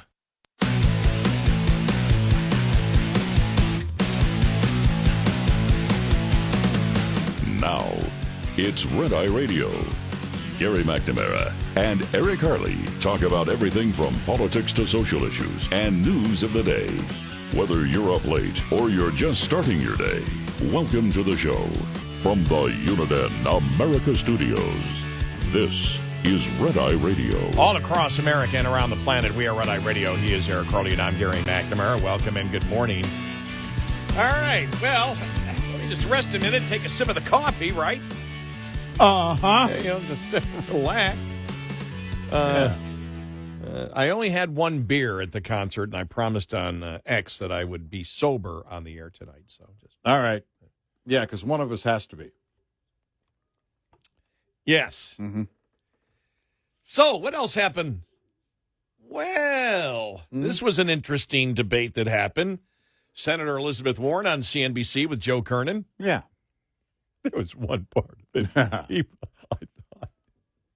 I thought he was going to have, that his blood pressure was going to go, right through the roof. Right. With her. And this is all on the whole price gouging plan. Oh, did you see the story now over the weekend? Democrats are telling the food industry that it has no chance in hell of passing Yeah. price controls on food. Right. They had to break it to Democrats. Right. It's like, all right, we're going to let her do this, and she's going to scream it, but no way in hell is it ever going to happen. Yeah. Yeah. Calm down. Don't worry about it. Right. It won't actually happen. Calm down. What she says means nothing. She's not even real. Right. She's the first AI candidate. Yeah. Have you ever seen her in person? Okay, then. You know she's not real. Have you ever interviewed her? See, there's proof. She's not real. Oh, by the end of the week. What? What? She has to agree to do an interview. Does she? I mean, does she? You know who's going to conduct the interview, don't George you? Stephanopoulos this Sunday. Tim Walz. No, they already did that one. This will be the expanded version of the Tim Walz. And he'll do it just like, he's been doing it. He'll come out. He thinks he's Ellen DeGeneres. He'll come out with the weird little dance that he does. Like she did, like Ellen did for years. And then he'll sit down and they'll do an interview. That's the funniest thing when he was first a nominee. And it was it was Monday. That whenever it was the first day, within 24 hours, they had that picture of him in the camouflage. And my buddies and I were talking about it. It's like he's in the camouflage and the rifle and the hat, the hunting hat. Yeah, total Elmer Fudd. And then the Democrats' narrative and the media narrative supporting was like, Republican men especially are afraid of a masculine Democrat. And so they were defining a masculine Democrat as somebody who has a rifle in their hands, has wearing camouflage and a ball cap. Now, we do not judge. We do not use those stereotypes as conservative. We wait till we talk to someone. You don't necessarily have to be in camouflage or carrying a gun or wearing a ball cap to be masculine. Yeah, your ball cap can be on the counter. It can be a color other than camouflage, and your gun can be over on the table. Exactly. Yeah, so it's fine. But that was hilarious because we all burst out laughing. Republican men can't handle a real masculine Democrat. And so then after a week of the waltz prance, where he's prancing on the stage, and I said, jumping up and down, doing the circles with his hands waving in the air, I believe I was the first in the nation to make the comparison to Richard Simmons. You were. Prove us wrong. And then after a week of it, late last week, was Dana Bash on CNN. Well, Waltz is different. He's redefining masculinity. Masculinity doesn't have to be a macho kind of hunter guy with a gun. Yeah. It's like, oh my God. Yeah, it doesn't have to be. It doesn't have to be somebody who nearly got assassinated and then stood up seconds later and put his fist in the air and yelled, "Fight." Well, look, we understand why Democrats don't know how to judge what a masculine male is, since they can't even tell you what a woman is. So this is sort of logical. If you don't know what a woman is, then it's probably tough for you to figure out what a masculine man is. Right. Right? Yes, exactly. By the way, some breaking news that RFK Jr., the Secret Service, has announced they have stopped providing protection for him. They've also announced that they will start providing protection for former President Donald Trump soon.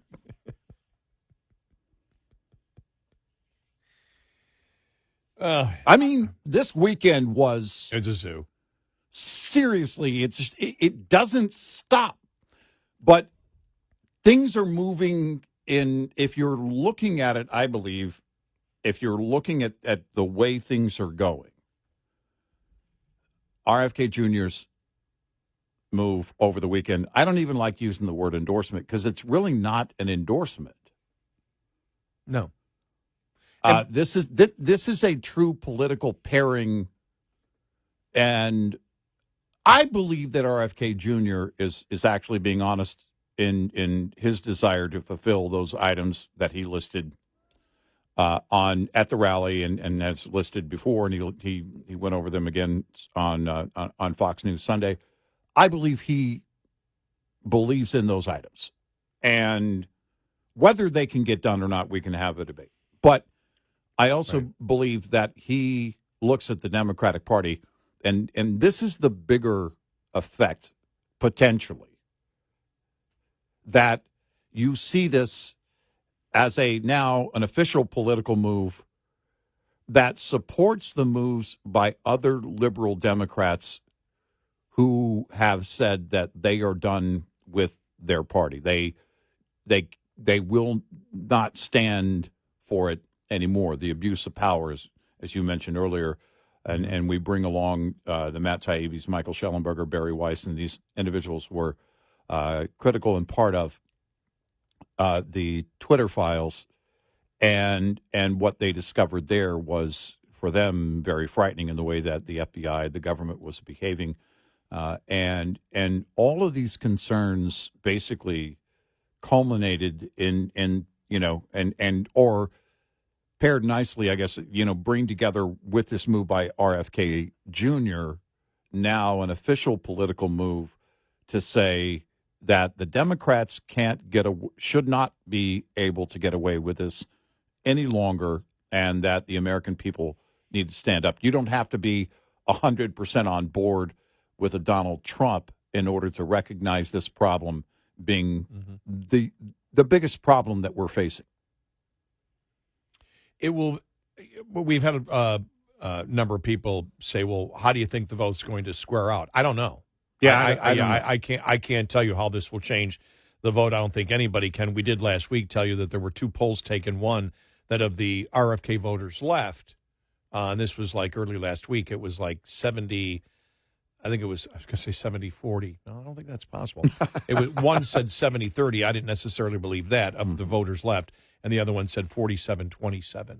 So roughly, anywhere between a 20 and 40 point difference in that 3 or 4% that's left for, Robert Kennedy Jr. But it wasn't that he was at 15% and then Harris became the candidate and he dropped to 3 or 4%. That wasn't the case. Right. He was down, he was down a couple of weeks ago. Still, he was at points 4%, 5%, maybe 7%, 8%, but he wasn't anywhere near the 15 to 18% that he was back months ago. Right. So I don't know how it's going to affect, because I don't know. I don't think anyone knows, anybody who is supporting Robert Kennedy, how many of them are going to switch and vote for Trump. I have no idea what that would be. I don't think anybody does. Right. I think that's a tough thing to poll. It's a very small demographic. Do I think it's a negative? No, I think it's a positive, because I think it's going to bring out more people, and it keeps a narrative going that the radical party in this nation, the radical, out-of-control, authoritarian, racist party, is the Democratic Party. And I'm so glad Bret Weinstein said what he said, and we'll play that audio coming up again here.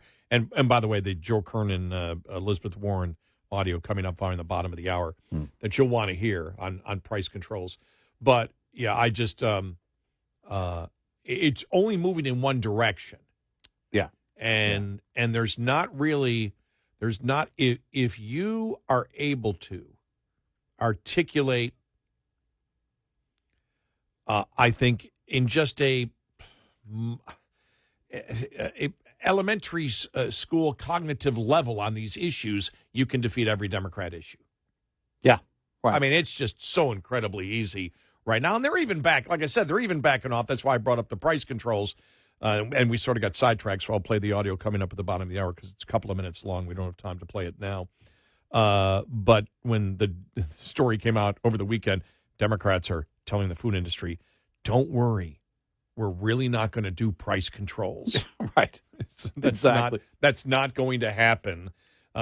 Shh. Yeah. It's not going to happen. Yeah. But the one thing over the weekend, because I'm not voting for Trump.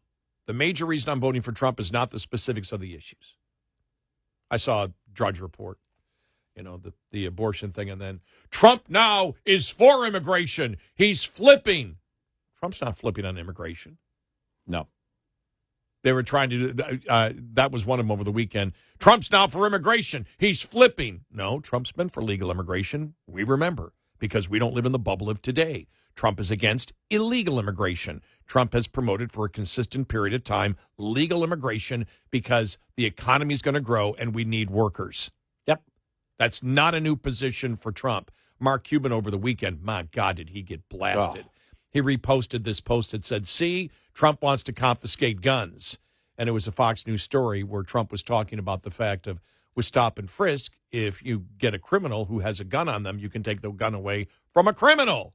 Right. And people like blasting Cuban going, man, you're just so damn weak. What the hell happened to you, Mark Cuban? Right. What in the world? I mean, you are purposely, because you know that's not Trump's position, you're purposely, you're lying about Trump's position on this by doing it, and you're trying to buffer yourself by saying, oh, has Trump changed policies? Knowing exactly what's in there isn't true.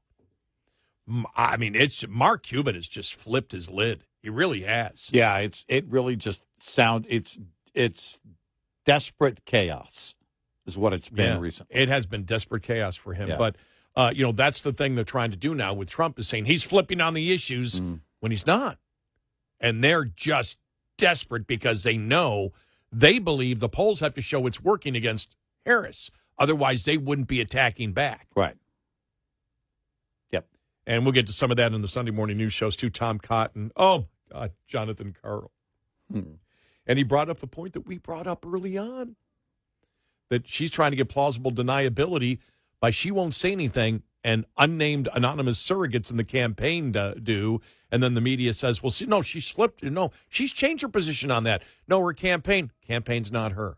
Right. Anonymous sources are not her. Where's the official campaign? Where's it on a piece of paper? Where has she said it? Right. And Cotton went after Jonathan Karl Ford. You could just tell Jonathan Karl's he's getting frustrated because it's like, I can't cover for her here. You can't, and I can't. This isn't working for me. I think across the board in the media, the liberal media, that's their biggest frustration. What do we do?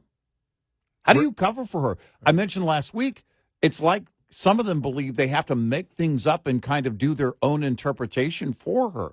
I know, you're right. We're not, look, we're not journalists. We're not going to analyze anything. All we do is follow the talking orders from the Democratic Party. Please give us our talking points. That's it. We don't know what to do. And when they don't get them, they'll just make it up. Well, what she really wants to do, what she really means is what? Nope. Let's hear it from her. Yeah. So we'll get to that from Tom Cotton, too, coming up. Oh, so much to come. Mm-hmm. So much coming. 866-90-RED-EYE. Get in touch with Red Eye Radio, toll free at 866-90-RED-EYE.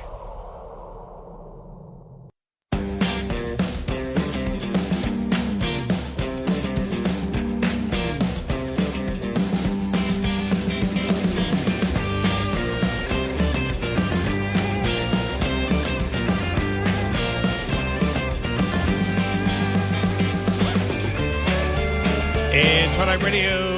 He is Eric Harley, and I'm Gary McNamara. Coming up, Tom Cotton on on Kamala Harris. Coming up here a little bit, price control talk. Again, the important note was over the weekend that Democrats are telling the food industry there's not going to be price controls. Yeah, we're not going to. Not going to happen. That's not going to. No, because they know how devastating it would be. There, again, you have a few liberals who will stand by it. Elizabeth Warren, your Bernie Sanders. Well, Bernie Sanders wants production control. Forget about price control. He wants the full-on communism. So outside of that, you have Democrats who, from day one, said, what are you doing? Nobody was floating price controls.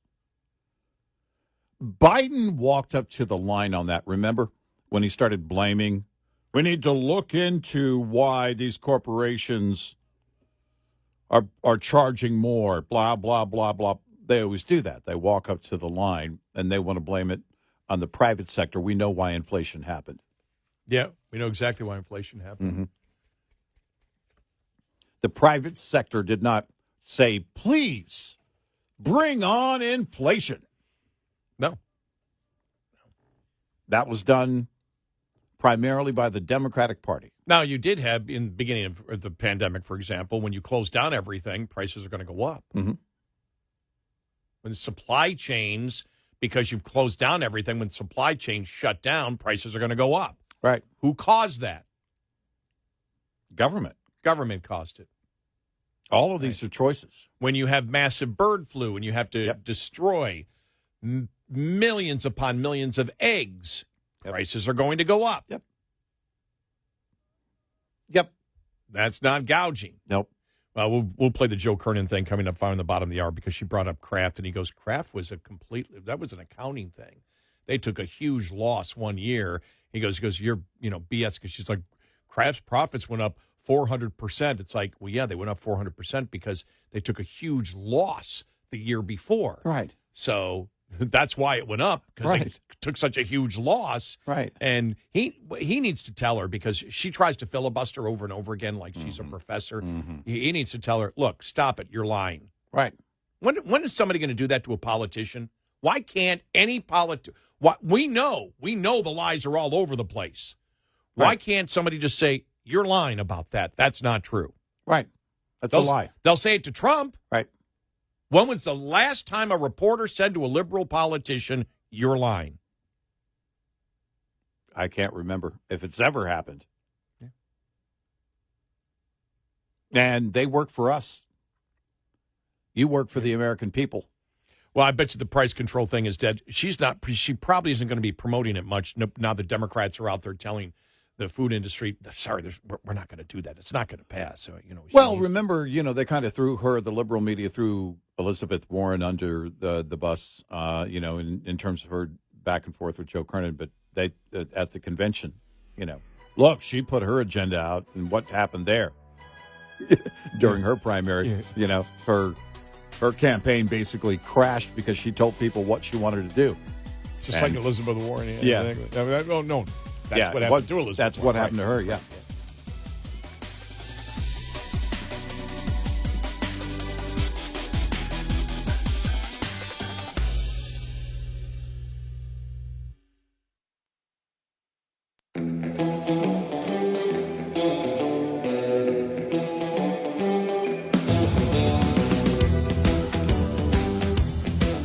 Links to everything Red Eye on the website, redeyeradioshow.com. And he's Eric Harley, and I'm Gary McNamara. All right, let's start out with this audio cut here. By the way, download our Red Eye Radio app today. You can listen when and where you choose. I was with my buddies over the weekend, Jeff, Jerry, his wife Mary, and Dennis. And Jerry and Jeff have listened to the podcast many times. Right. Dennis apparently has the app downloaded, but he keep asking me. We're like, so can I listen to you at 12 at midnight? My buddy Jeff, you've got the app. You can listen whenever you want. It was great. I love it. You got the. Because he said, "Oh yeah, I downloaded the app. Well, then you can listen to the podcast." It was like they couldn't. It's trying easy. To communicate that. It was so funny. It was so funny. So, but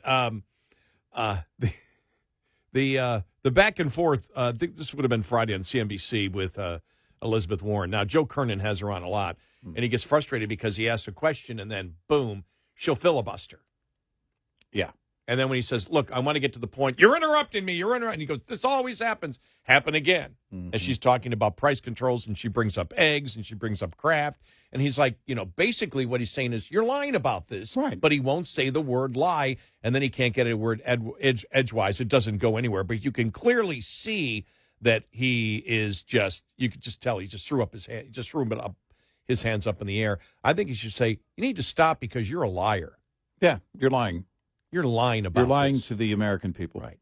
You're a representative. I would take it, and especially when she's on all the time. Now, she won't come on again, and that's the problem. See, that's the problem with so many shows that exist today. Even in radio, you'll see it. Yep. People want the guests so bad that they won't call them out. Then what's the point? Right. If you're going to compromise that way, that's not a compromise I'm willing to make. So if you call them out, they won't come on anymore. Well, I want access. Access to what? Right. Now, the fact is, because if you call them a liar, they're not going to come back on. Mm-hmm. But she's filibustering. For years, she's been going on Kernen and just filibustering. Yeah. And so here's part of what happened there. Here we go. So you end up with someone, you remember we all talked about egg prices. you end up with something like this giant egg producer, Cal Maine.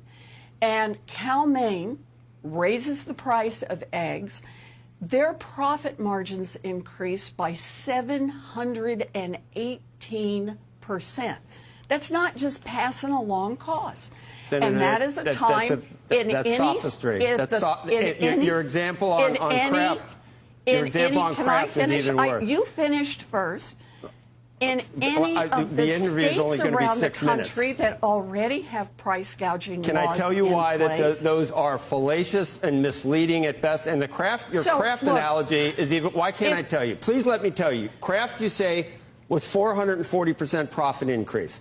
The example you used, the prior quarter from the year before, they had a charge of $1.3 billion, an accounting change which wiped out profits. Then they earned what they normally. Let me finish now. They earned. You didn't let me finish. Look at the data. Come on. We have economic study now after economic study. She's lying. When there is more concentration, 40 million eggs were destroyed because of avian flu. When there is more concentration in an industry, we have seen much greater increases in Do you attribute the inflation? Margins. That's what you think we need to do to solve it? They're not random. They are not random one-offs. It is. And so they end up talking over each other. But she's lying. Yep. Because the profits came from the egg producers because they didn't make any profit or their profit was extremely small. If you only make, and as he said, they went back to their normal profit margins. Mm-hmm. But we all know because of the bird flu, we all know why egg prices went up. Simple supply and demand, we all know that. Right. And so those are the two examples that she's using. But as we all know, why has inflation gone up? Government spending. Government spending and government printing money. When you don't have the goods and services in an economy to back up the increase in currency in the system. End of story. And I would have said to her, no, I'm not letting you finish because all you're doing is lying. Yes, that's what I would have said. I'm not going to let you continue to lie here. You can go on Capitol Hill and do that, but you're not going to do that here because our viewers especially know what happened. They know the truth, and you're lying. And they know you're lying. And I'm going to acknowledge that and serve my viewers. And you should, in fact, as a public servant, be serving the American people, but you insist on lying. Now, let's go to Senator Tom Cotton on This Week on ABC. All right. Jonathan Karl. Okay, you ready for this? Yep. All right, here we go. So what do you make all those Republicans speaking at the Democratic convention? Oh, what I make of them is that Trump derangement syndrome is a real thing. But what most Americans remember is that for 4 years when Donald Trump was president, we had peace and prosperity. Everything has gone to hell under Joe Biden and Kamala Harris over the last 4 years. And that's a clear contrast we have. This is an unusual presidential election because Donald Trump has been president before. The American people know what he did. They know that he understands the kind of pain they've suffered for the last 4 years under Kamala Harris and Joe Biden. And I think that's why they're ready to return Donald Trump to the White House. But there seemed to be a clear strategy on the part of the Democrats to try to appeal to the Republicans. And, of course, Donald Trump has absolutely solid support in the Republican base. But there are a lot of Republicans uneasy with him as the nominee again, and they seem to be going right at them. Well, in every election, John, you have some members of one party endorsing a candidate of the other party. That's a very traditional aspect of American politics. I mean, look at what just happened this week. The Democratic Party under Kamala Harris has gone so far to the left that you actually had a Kennedy endorse a Republican. That's pretty remarkable that the Democratic Party has become so radical under Kamala Harris that a member of the Kennedy family has come out to endorse a Republican. I don't know if Bobby Kennedy Jr. at this point is that representative of the Kennedy family. But who is? Well, then who would it be? We asked that question earlier. What other family member is active? And he is the one. But see the you know what this is? This is Mark Halperin with Ted Cruz. Yeah, but do you speak Spanish? Do you listen to Cuban music? What kind of Cuban food do you like? Let's continue this. But I just had to stop it there. He's no Kennedy. Yeah, I mean, come on. He's not a Kennedy because he doesn't agree with Exactly. The Kennedys that aren't involved in politics at all but claim to represent JFK and RFK, even though JFK and RFK would never be a part of this Democratic Party. Right. Right. I mean, it's just like He's not a real Kennedy. Here we go. Okay. I want to get to that in a second, but first there are reports. There's obviously a bit of a momentum change here. You see it in the polls. You see it in the money flowing in to the Harris campaign. And there was a report in Politico that Trump now knows that he has to change things up or that he could lose. You talked to him. I mean, what's your sense? Do you need a change in direction? Well, President Trump and his campaign has known all along, and they've said all along, that this race is going to be a close race. Actually, he said it would be a landslide, just to be clear. He said he was going to win in a landslide. But look, we know the race will probably come down to a few 100,000 votes in a few states. President Trump has been campaigning hard and vigorously now for months. Obviously, that's going to increase in its pace as we get closer to the election. And President Trump is going to draw a sharp contrast with Kamala Harris, who has supported things like decriminalizing illegal immigration or giving taxpayer-funded health insurance to illegal aliens or taking away health insurance on the job for 170 million Americans, banning gas cars, confiscating firearms. What do you mean taking away health insurance? What are you talking about? She said when she ran for president that she wants to eliminate private health insurance on the job for 170 million Americans, John. Yeah, I mean that is not her position now. How do you know that's not her position? How do you know that's not her position? I mean, she says she no longer supports Medicare for all. She has not said that. Okay. Maybe anonymous aides on a Friday night have said that, but the last thing that she said on this was not a radical convention. I mean, she as you heard me go through with. By the way, there's where he changed topic. Yeah, right. Just so you know. Yeah, Let's continue. Bernie Sanders. She is not taking the positions of the far left of her party. She's clearly making an effort to move to the middle. I did hear what you said to Senator Sanders, and I thought it was clear that he's very disappointed that she's taking these efforts not to change her positions, but to hide her positions, John. The American people are totally justified to conclude that Kamala Harris is a dangerous San Francisco liberal based on what she campaigned on the last time she ran for president and what this administration has done for the last 4 years. Again, you would have thought watching the Democratic convention last week that the Democrats are not in office, that they're not in power, that they're campaigning against an incumbent Republican, when in reality, she's been part of the failures of the Biden-Harris administration for 4 years. And when she campaigned for president in her own right, she did, in fact, promise things like decriminalizing illegal immigration and taking away health insurance. But that's his position she's clearly changed on, and she has said she has changed. Yes, she has. No, she has not. John, she has not said that. She's not. You pointed out, Senator Sanders, repeatedly things that her campaign has said. Anonymous aides speaking on background to reporters has said, well, she no longer believes these things. Okay, maybe she has changed her position on things like taking away your health insurance and confiscating your gun. If she has changed her position, she owes it to the American people to come out and say in her own words when she changed and why she changed.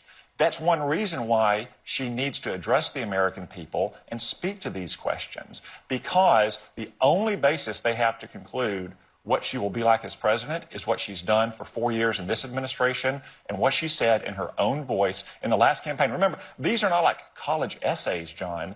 This is what she said when she was campaigning for president as a 54-year-old woman. If she's had such a radical change of heart in the last 5 years, she owes the American people answers. So there you go. Yep. You can see Jonathan Karl's like, but the campaign. That was she doesn't. Remember, yeah. What was the show that immediately when we heard that it was coming out from anonymous campaign sources? Who is the radio show that said? What radio show said? Is she setting up plausible deniability? She's not saying anything herself. She's having the campaign do it, which gives her plausible deniability because there's no even name attached to the unnamed sources talking to the liberal media saying, no, she doesn't believe that anymore. Just like the whole thing with price controls where the Democratic Party's out there telling the food industry, well, we're not really going to do this. We're not really going to do this. We're not going to actually. And so the point is, okay, I'm going to set this up where, well, somebody said that. Those were sources.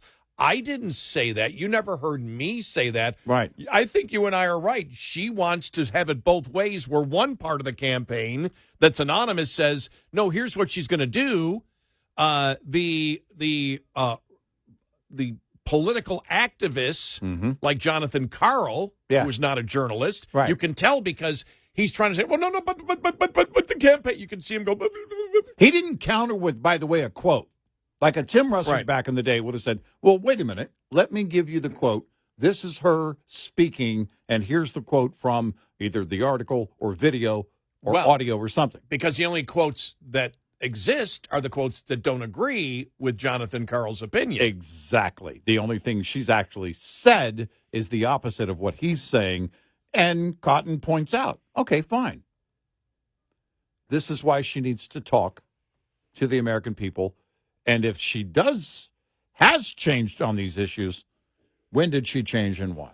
Well, she certainly didn't change when she had an opportunity to do that without taking any questions at the convention. I was going to say, if only there were, I don't know, a national stage at an event, a multi-day event, years in the making that happens every 4 years, that is put on primarily for her to espouse such positions, if only, oh, wait, it happened. We were waiting for the pro-fracking DNC last week. We never got it. Not one mention about the Democratic Party now being pro-fracking behind Kamala Harris. Why? Because she's not pro-fracking. Nope. I mean, Pink didn't come out and sing the song Drill, Baby, Drill. As far as I know, I didn't watch the whole thing, but would that have been related to oil?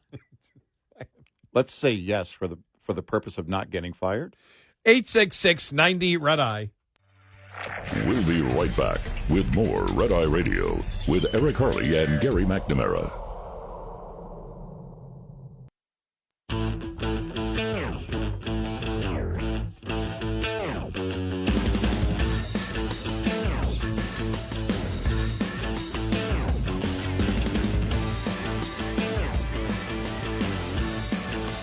It's Red Eye Radio.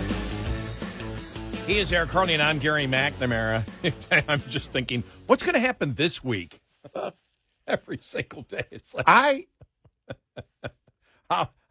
it really is, because you and I have to stare at our devices all day, basically. But now it is more intriguing and entertaining, I guess. I don't know. Sometimes entertaining, sometimes frightening, than it's ever been. It's just non-stop. Non-stop. I think some things are moving in the right direction. We'll see if it translates into votes, what it means at election time, but you're definitely seeing a shift. How big? I guess we'll see.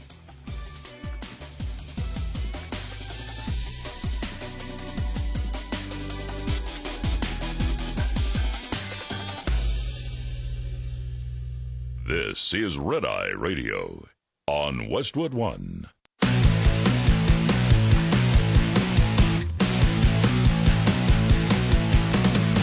Now, it's Red Eye Radio. Gary McNamara and Eric Harley talk about everything from politics to social issues and news of the day. Whether you're up late or you're just starting your day, welcome to the show. From the Uniden America Studios, this is Red Eye Radio. All across America and around the world, we are Red Eye Radio. Good morning. Thanks for being here. So, let's project out.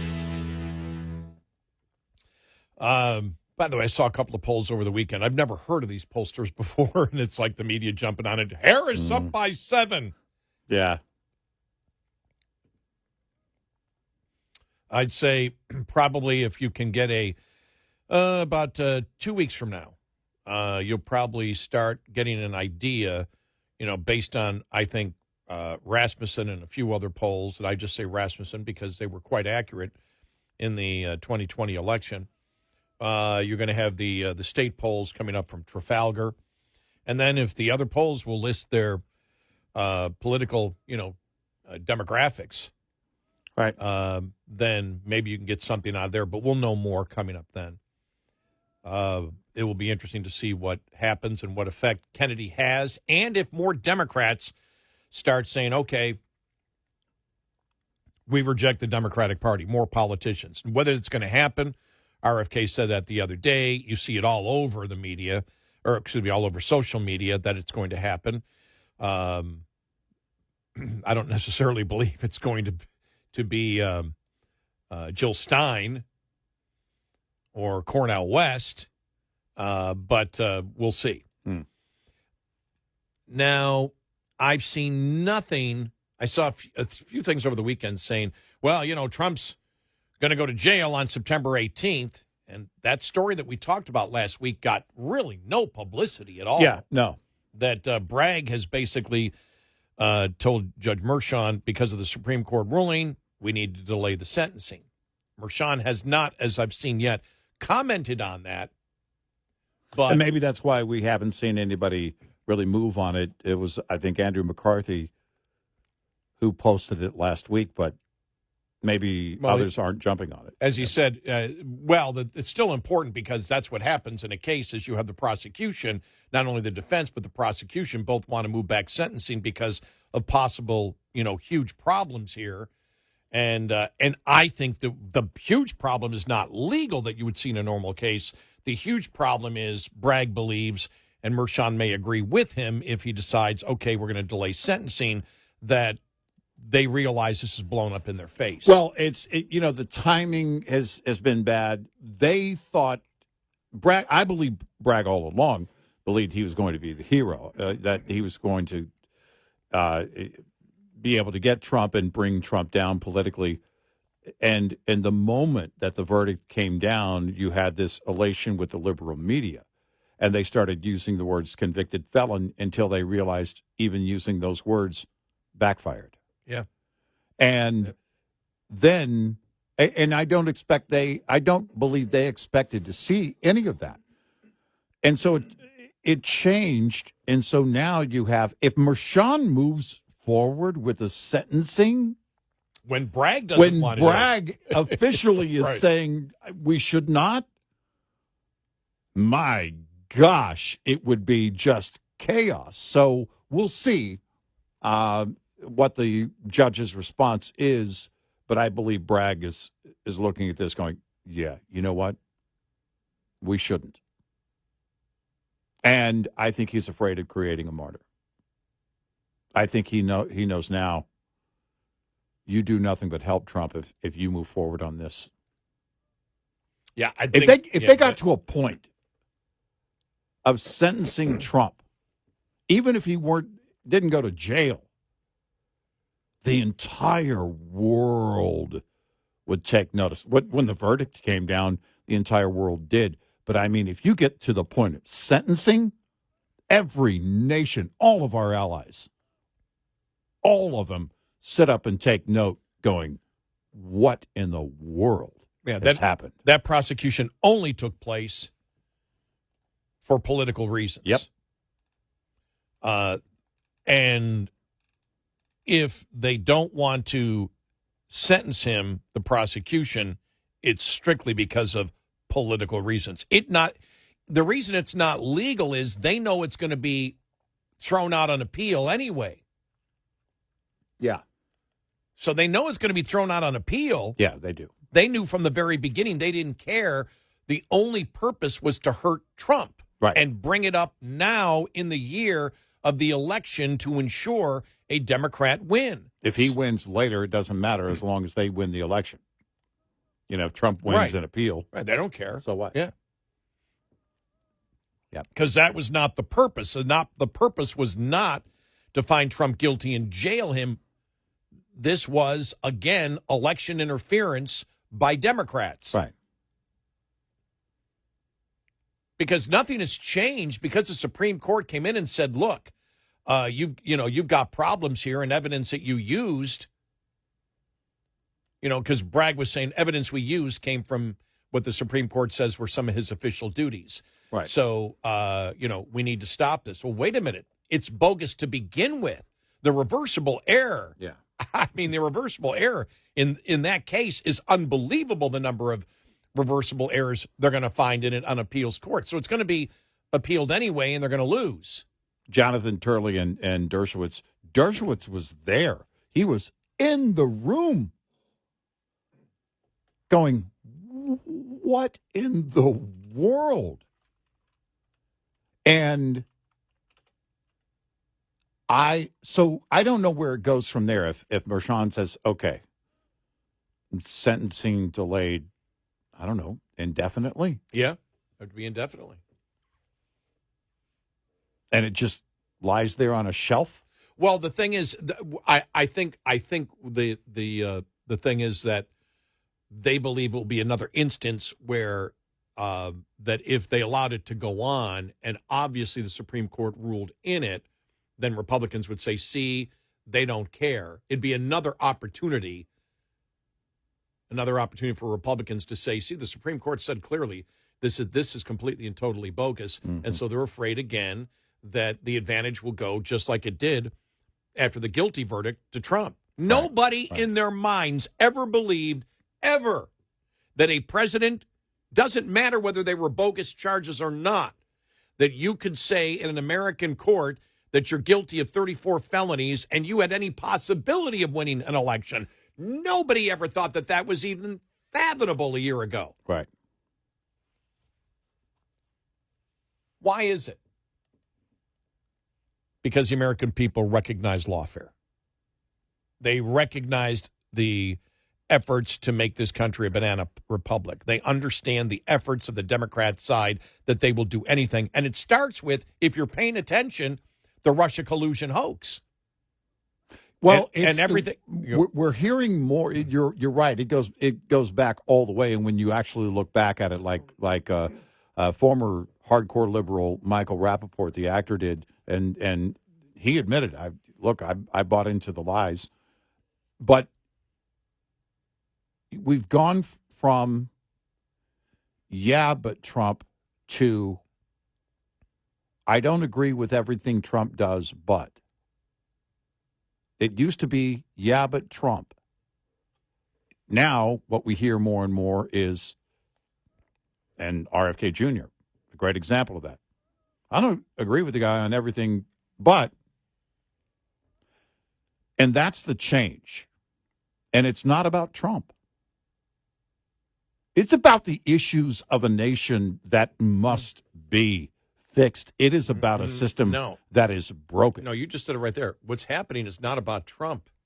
It's about the Democratic Party and the rotten stink inside the Democratic Party and the allowing of corruption and the racism that exists. When Bret Weinstein said, and we'll play the audio again coming up here, when Bret Weinstein came out over the weekend and said, the Democrat Party is a racist party, it blew my mind, because didn't say they practice identity politics, and that's wrong. He said exactly what we've said. The lifelong Democrat educator said the Democratic Party is a racist party. Right. Well, and the thing is, I think for a lot of people, a lot of Democrats, it wasn't even the identity politics that they practiced for such a long time. It was they didn't expect the anti-Semitism and the Jewish hatred to come out as it has in the Democratic Party, and the support for Israel being, whoa, it's like, okay, we're gonna ride both sides. We're gonna ride the tightrope. We stand fully behind Israel as long as they don't fight a war. Yeah, because that's the message that you're sending. Right, as long as they don't defend themselves. Right. As long as they don't go to win the war. Right. As long as they don't try to win the war, well, then we support Israel fully, and we're going to back them fully. How? And now, with the going after Hezbollah as they did, I was telling you, I said, wow, college is beginning. Now that this thing, and this huge news here, what they did, I mean, that's, the Middle East going, whoa. Yeah. One of the things over the weekend was, my God, look at this, what's going on here. I know a lot of people looking at international politics said, my God, the Middle East could blow up at any second now. Where's the president? Oh, he's on another 9-day vacation. He's not around. He's not around, and the nominee for the Democratic Party isn't talking to the media. Right. And nothing from the executive branch because nobody's talking to anybody. I mean, it's pretty amazing when you see that, though. When you see that, when you go with the corruption, we talked about with the Republicans coming out with why the president should be impeached, because of the influence peddling. And you and I know about this. The Democrats did everything. And the voters, Democrat voters don't care. They don't care about the corruption. And you think about it, that's not the Democratic Party and Bret Weinstein brought that up. It's the corruption, too, that's being accepted by the Democrats. Right. Democrats would never allow this kind of corruption. The voter, it is, and the party at whole. The corruption that you've seen in the influence peddling that was set up by the Biden family. Right. I think unprecedented in American history. Yep. With the number of LLCs and secret bank accounts and moving the money all throughout the family. And then, as we said, you got to the fallback argument from the Democrats and the media, remember? When they came out and they said, well, it was the illusion of influence that was created, so there's really no problem here. Right. So their fallback position was that Hunter Biden, Jim Biden, and who knows who else was out there going to our adversaries saying, my father's vice president, my brother's vice president. If you give us money, he'll do this for you. Mm-hmm. And then they took that money and they sent it all throughout the entire Biden family, through all these different bank accounts and LLCs, corporations that didn't exist, in order to funnel the money to all the Bidens, including money that did go to Joe, but Joe knew nothing about it. Dumb Joe, the loving father, the loving brother.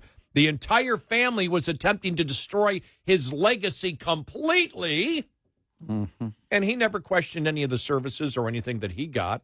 Right. Remember the $40,000? Right. We forgot about that. Mm-hmm.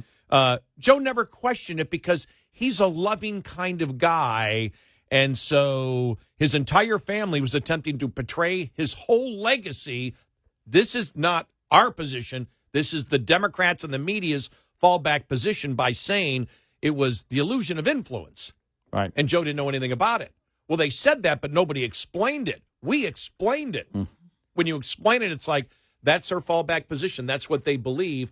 And nobody cares. No Democrat cares about it at all. The first Democrat that I've heard talk about the corruption outside of freedom, for example, Jonathan Turley and Dershowitz, whatever, it was Bret Weinstein when he said that. Right. Yep. We talked about the corruption that exists. And, and that's why I think it's important that RFK Jr. is now aligned with Trump, is because Weinstein, Taibbi, Barry Weiss, all these liberals, Democrats that are greatly concerned, while they all had a voice, weren't part officially of a political campaign. Mm-hmm. A political campaign doing this, especially with the last name Kennedy, gives it a totally different type of leveraging. And we'll see what that means on Election Day. You and I don't know. I'm not sure. Because it could be that those, in the polls, let's say that one poll that said 70% of his remaining supporters said that they would vote for Trump. All right, let's say that. Or they lean Trump. They lean right. Trump, right. They would consider voting for Trump. Responding to a pollster today and showing up on Election Day, two very different things. It might be complete voter apathy in that group. I don't know. I can't tell you. Or he might motivate them, RFK Jr., might motivate them to do something that they weren't considering before. I mean, it's the psychology is everywhere because it gets down to the individual, who those individuals are, and would they have, if he had dropped out and not endorsed Trump, would they have considered Trump? Don't know. 866-90-RED-EYE. Brought to you by Hot Shot Secret. Hi, I'm Jen Loomis, a transport safety expert at J.J. Keller, and I'm here to share a tip on roadside inspections. At a roadside inspection, inspectors may ask to see supporting documents. A supporting document is a document generated or received by a motor carrier in the normal course of business that can be used by law enforcement to verify a driver's logs. These documents can include bills of lading, itineraries, schedules, or equivalent documents that indicate the origin and destination of each trip. They can also include dispatch or trip records, expense receipts related to on-duty/not driving periods, including receipts for meals, lodging, and fuel, electronic mobile communication transmitted through a fleet management system, and payroll records, settlement sheets, or equivalent documents that indicate payment to a driver. Drivers using paper logs must also keep toll receipts. Supporting documents must contain the driver's name, carrier-assigned identification number or vehicle unit number that can be linked to the driver, the date, the name of the nearest city, town, or village, and the time. This tip was brought to you by J.J. Keller & Associates. Visit us at jjkeller.com. Coming up, more with Gary McNamara and Eric Harley. It's Red Eye Radio.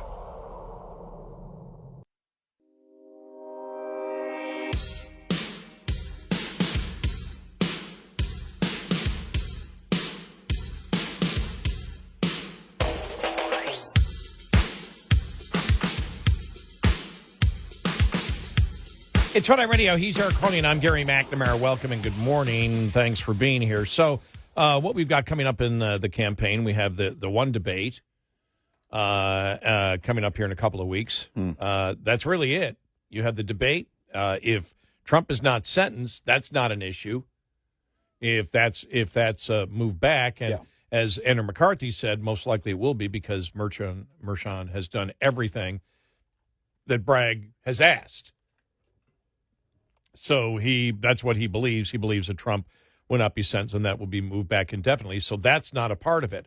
So what you have really, you have the debate, but then you have, Bernie Sanders was on ABC last night just pounding that, Netanyahu shouldn't get 1 cent from the United States. Right. And then, being asked the question, wait a minute, does she differ from, if you're saying that Biden is wrong and you support Harris, does Harris differ from that? And you really didn't have an answer for it. And so you see the pro-terrorist, the pro-terrorist view still is there. And then you had her coming out and saying, screaming that, without question, I am going to support, Israel. Israel has it. And then the same thing. But we need to make sure that there aren't, innocent people that die. Right. Well, that, due to the fact that there was not a Palestinian speaker at the DNC, has infuriated the pro-Hamas faction of the Democratic Party, and now college is starting. Will there be more riots?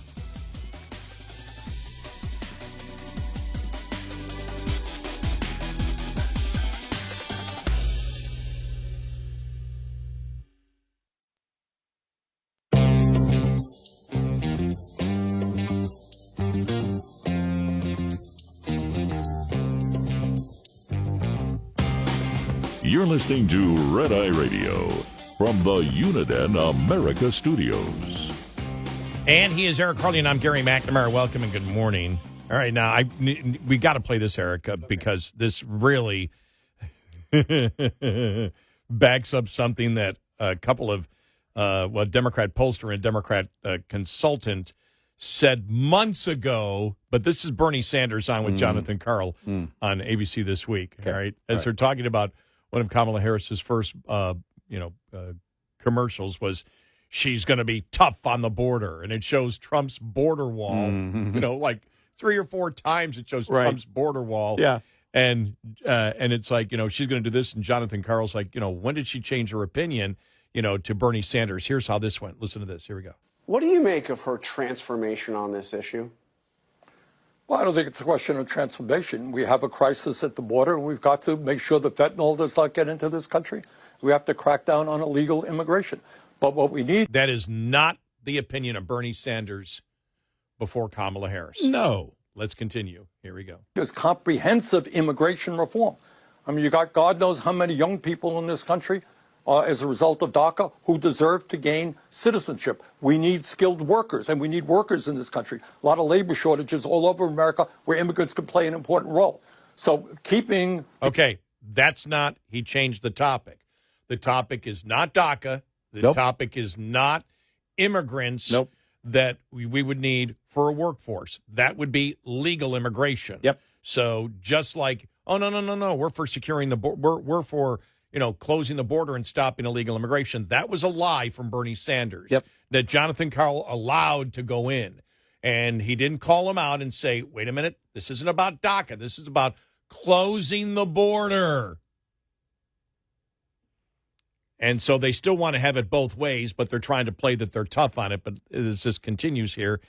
Here we go. People from illegally entering the country obviously is the right thing to do. But we need comprehensive immigration reform, and I suspect that is what the vice president supports. But if you take a look at that ad, one thing that I found striking is if you look, and I think we have the images here, there are at least 3 points in that ad that show the border wall, Donald Trump's border wall. Is it now the position of the Democrats that they favor the border wall? So how's he going to answer the question? How's he going to answer it? I know. Lie? He's going to say, no, he's going to say, I haven't seen the ad, so I can't comment. All right, let's see. Here we go. Well, you can ask the Harris campaign about that ad. That's the first that I've seen it. Yeah. And then he goes on somewhere else. He doesn't answer the question at all. Well, because if I were Jonathan Karl, and let's be clear. You've seen it now. I'm not.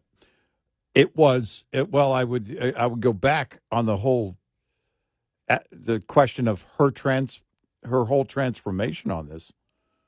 And then Bernie answers it the way he does. Whoa. Let me go back here. What about your transformation on this, Bernie? Well, but you're seeing what's happening here, and this is why you and I, because we're naturally suspicious. Yeah. But when it came out that, when she got when she was appointed. Yeah. Anointed. When she was anointed and appointed as the Democratic nominee without one Democrat vote, primary vote. And then it came out that, these different news articles. Well, no, unnamed sources say she no longer is pro-fracking. Uh-huh. Unnamed sources, she's now tough on the border. Right. All this crap that has come out about it. And you and I, the first day we heard it, what do we say? Is she setting up plausible deniability? Yep. She's not saying these things. Nope. Unnamed sources are. Mm-hmm. And so there's always plausible deniability. Well, you see it right there where Bernie Sanders is on there to tell you why to vote for Kamala Harris. Right. And then saying that they want to close the border. Now, we know that's a lie from him. Mm-hmm. But then when he brings up and he played the entire ad for him. I didn't play that part of it, but he played the entire ad, showing the border wall and prefaces by saying, watch this ad, the border wall. And then, so he asked Sanders, well, what do you think about this? Well, you have to ask the campaign. You're the campaign surrogate. You're out there. You were just talking for the campaign just a few seconds ago. So this is how they're using plausible deniability. Yeah. The questions that we know we can't answer, we simply say, ask someone else. Right. Because I'm not familiar with it. So nobody's familiar with anything. I don't know anything about that. So a question never gets answered. Right. I don't know anything about that.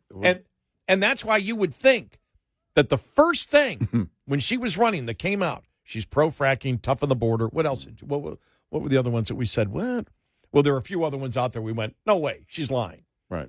And we said, okay, these are unknown sources. Will she say that herself? Will she come out and say, close the border, I want a border wall? Will she say that? And until she says it, it means nothing. But they give the imagery of showing Trump's wall to support Kamala Harris. Right. Wow.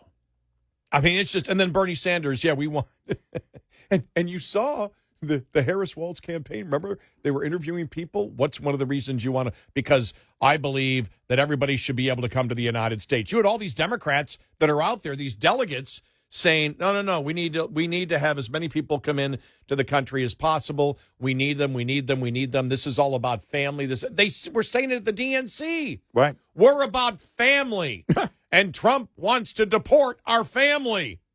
Mm-hmm. They don't want. I mean, they're lying. Every Democrat listening right now knows the Democrats want open borders. Except Democrats in border cities and maybe in New York, Chicago, L.A., whatever, the major cities where they've gone to. But everyone knows. But that's where the big lie is. The three main that when we were trying to get the whole Kamaga thing going on. Yes. By the way, if anybody wants to buy a Kamaga T-shirt, they're 25 cents each. Oh yeah, we had a discount them. Yeah, we got to get rid of those. Well, we didn't think it would last. It was fracking. Yeah, fracking, the border, and no taxes on tips. Oh, that's right. Yeah. So. And so the first thing that she came out with, the sources saying, "Oh, she's this. She's reversing herself." Oh no, she isn't. No. But on the border wall thing, it does fit exactly what Roy Teixeira, who writes the liberal Patriot, who thinks the Democrats are going in completely the wrong direction, and also Douglas Schoen, who writes for thehill.com, Democratic pollster, right, who were saying that this is under Biden. He needs to be more MAGA, and they even talked about the fact that they need to mention something like border security and even a wall. Yeah. And so now through her ads, think about this. Democrats, we know you called us screaming about the wall. Where are you now? Where are you, Democrats? Especially with the wall. The wall is what made Donald Trump, in your opinion, a racist. Kamala Harris is supporting a wall by showing it in her ads as a way to close the border. Where is the outrage? It's so bizarre right now. It really is. It really is the most bizarre thing ever. You're just like, well, wow, I mean, really? you just have Bernie Sanders out there as a surrogate for Harris. Well, yeah, what we need is.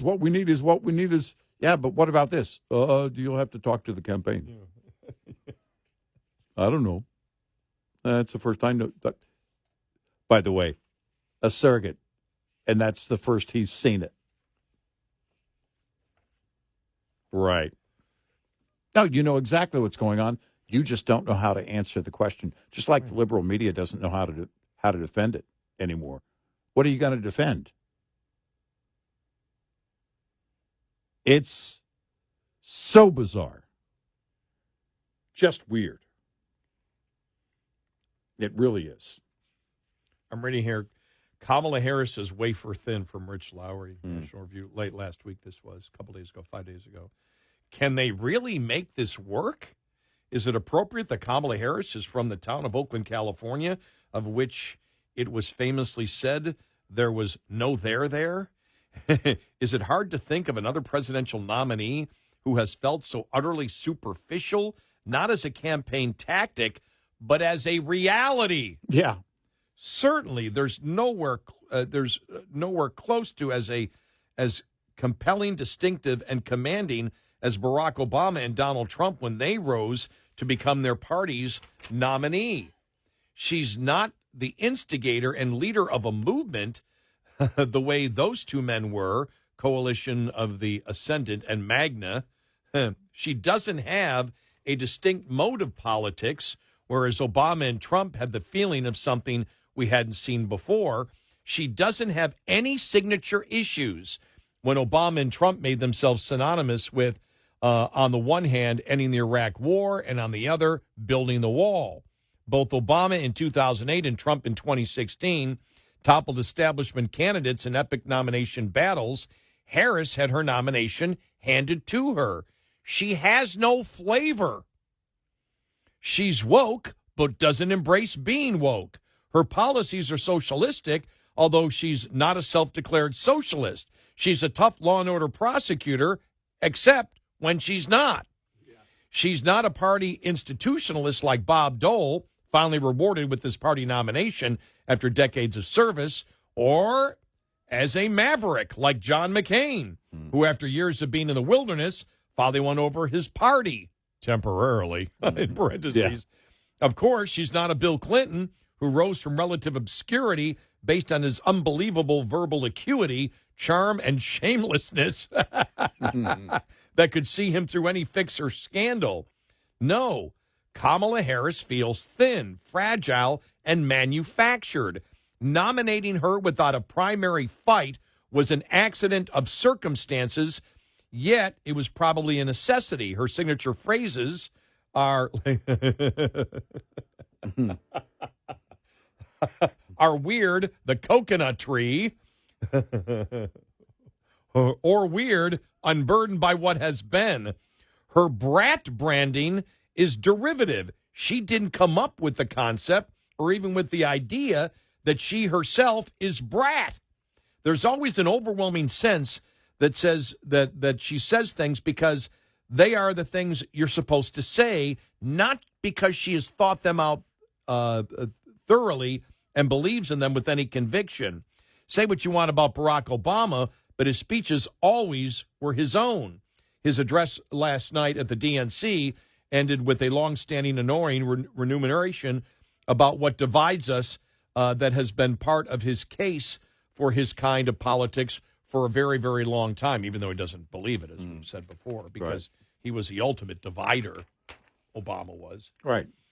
There's no doubt that there is enthusiasm around Kamala Harris, but it feels largely like sheer relief that Biden is off the ticket and Democrats are back in the game. We are being told that everything is very joyful, with the insistence that sounds more like a demand than a neutral observation. Damn it, you're joyful. It's insta-joy. Can Harris win? Yeah, that's the whole point of the exercise. Just like Joe Biden before her, she's merely a vehicle. She, too, is a default candidate. Biden was not Bernie Sanders, and Harris is not Joe Biden at a time when she happened to be the only plausible alternative to Biden. If this speaks of an underlying weakness of her campaign, it is also one of the advantages of having a coherent establishment. The Democrats and their media allies have had the unity and discipline so far to pull off a feat that few would dare to attempt to topple a sitting president and create a political phenomenon out of the thinnest of reeds. Their gamble is that they can create enough of there to get her through the next 75 days. Well, wow. The other thing he misses, so their belief that the American public are a bunch of idiots. Yeah. Exactly. That's what it really comes down to. That the American publics are just morons and will vote strictly on imagery and no substance at all. Right. Guess we'll see. 866-90-RED-EYE. Lines open for your calls. 866-90-RED-EYE on Red Eye Radio.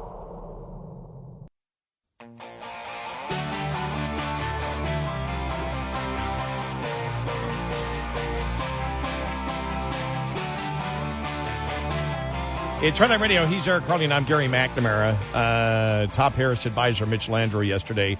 Is there going to be a press conference or interview with Harris? We also have reporting that notes soon the vice president and Governor Walz will sit for a joint interview. Is that joint interview happening this week on that bus tour in Georgia?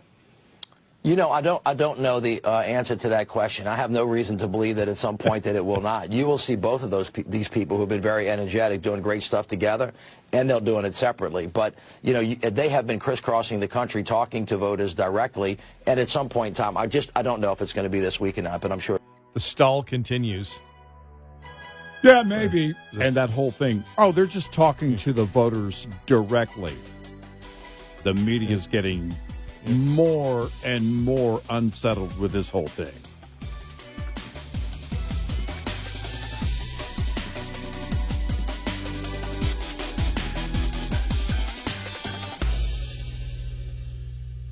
This is Red Eye Radio on Westwood One.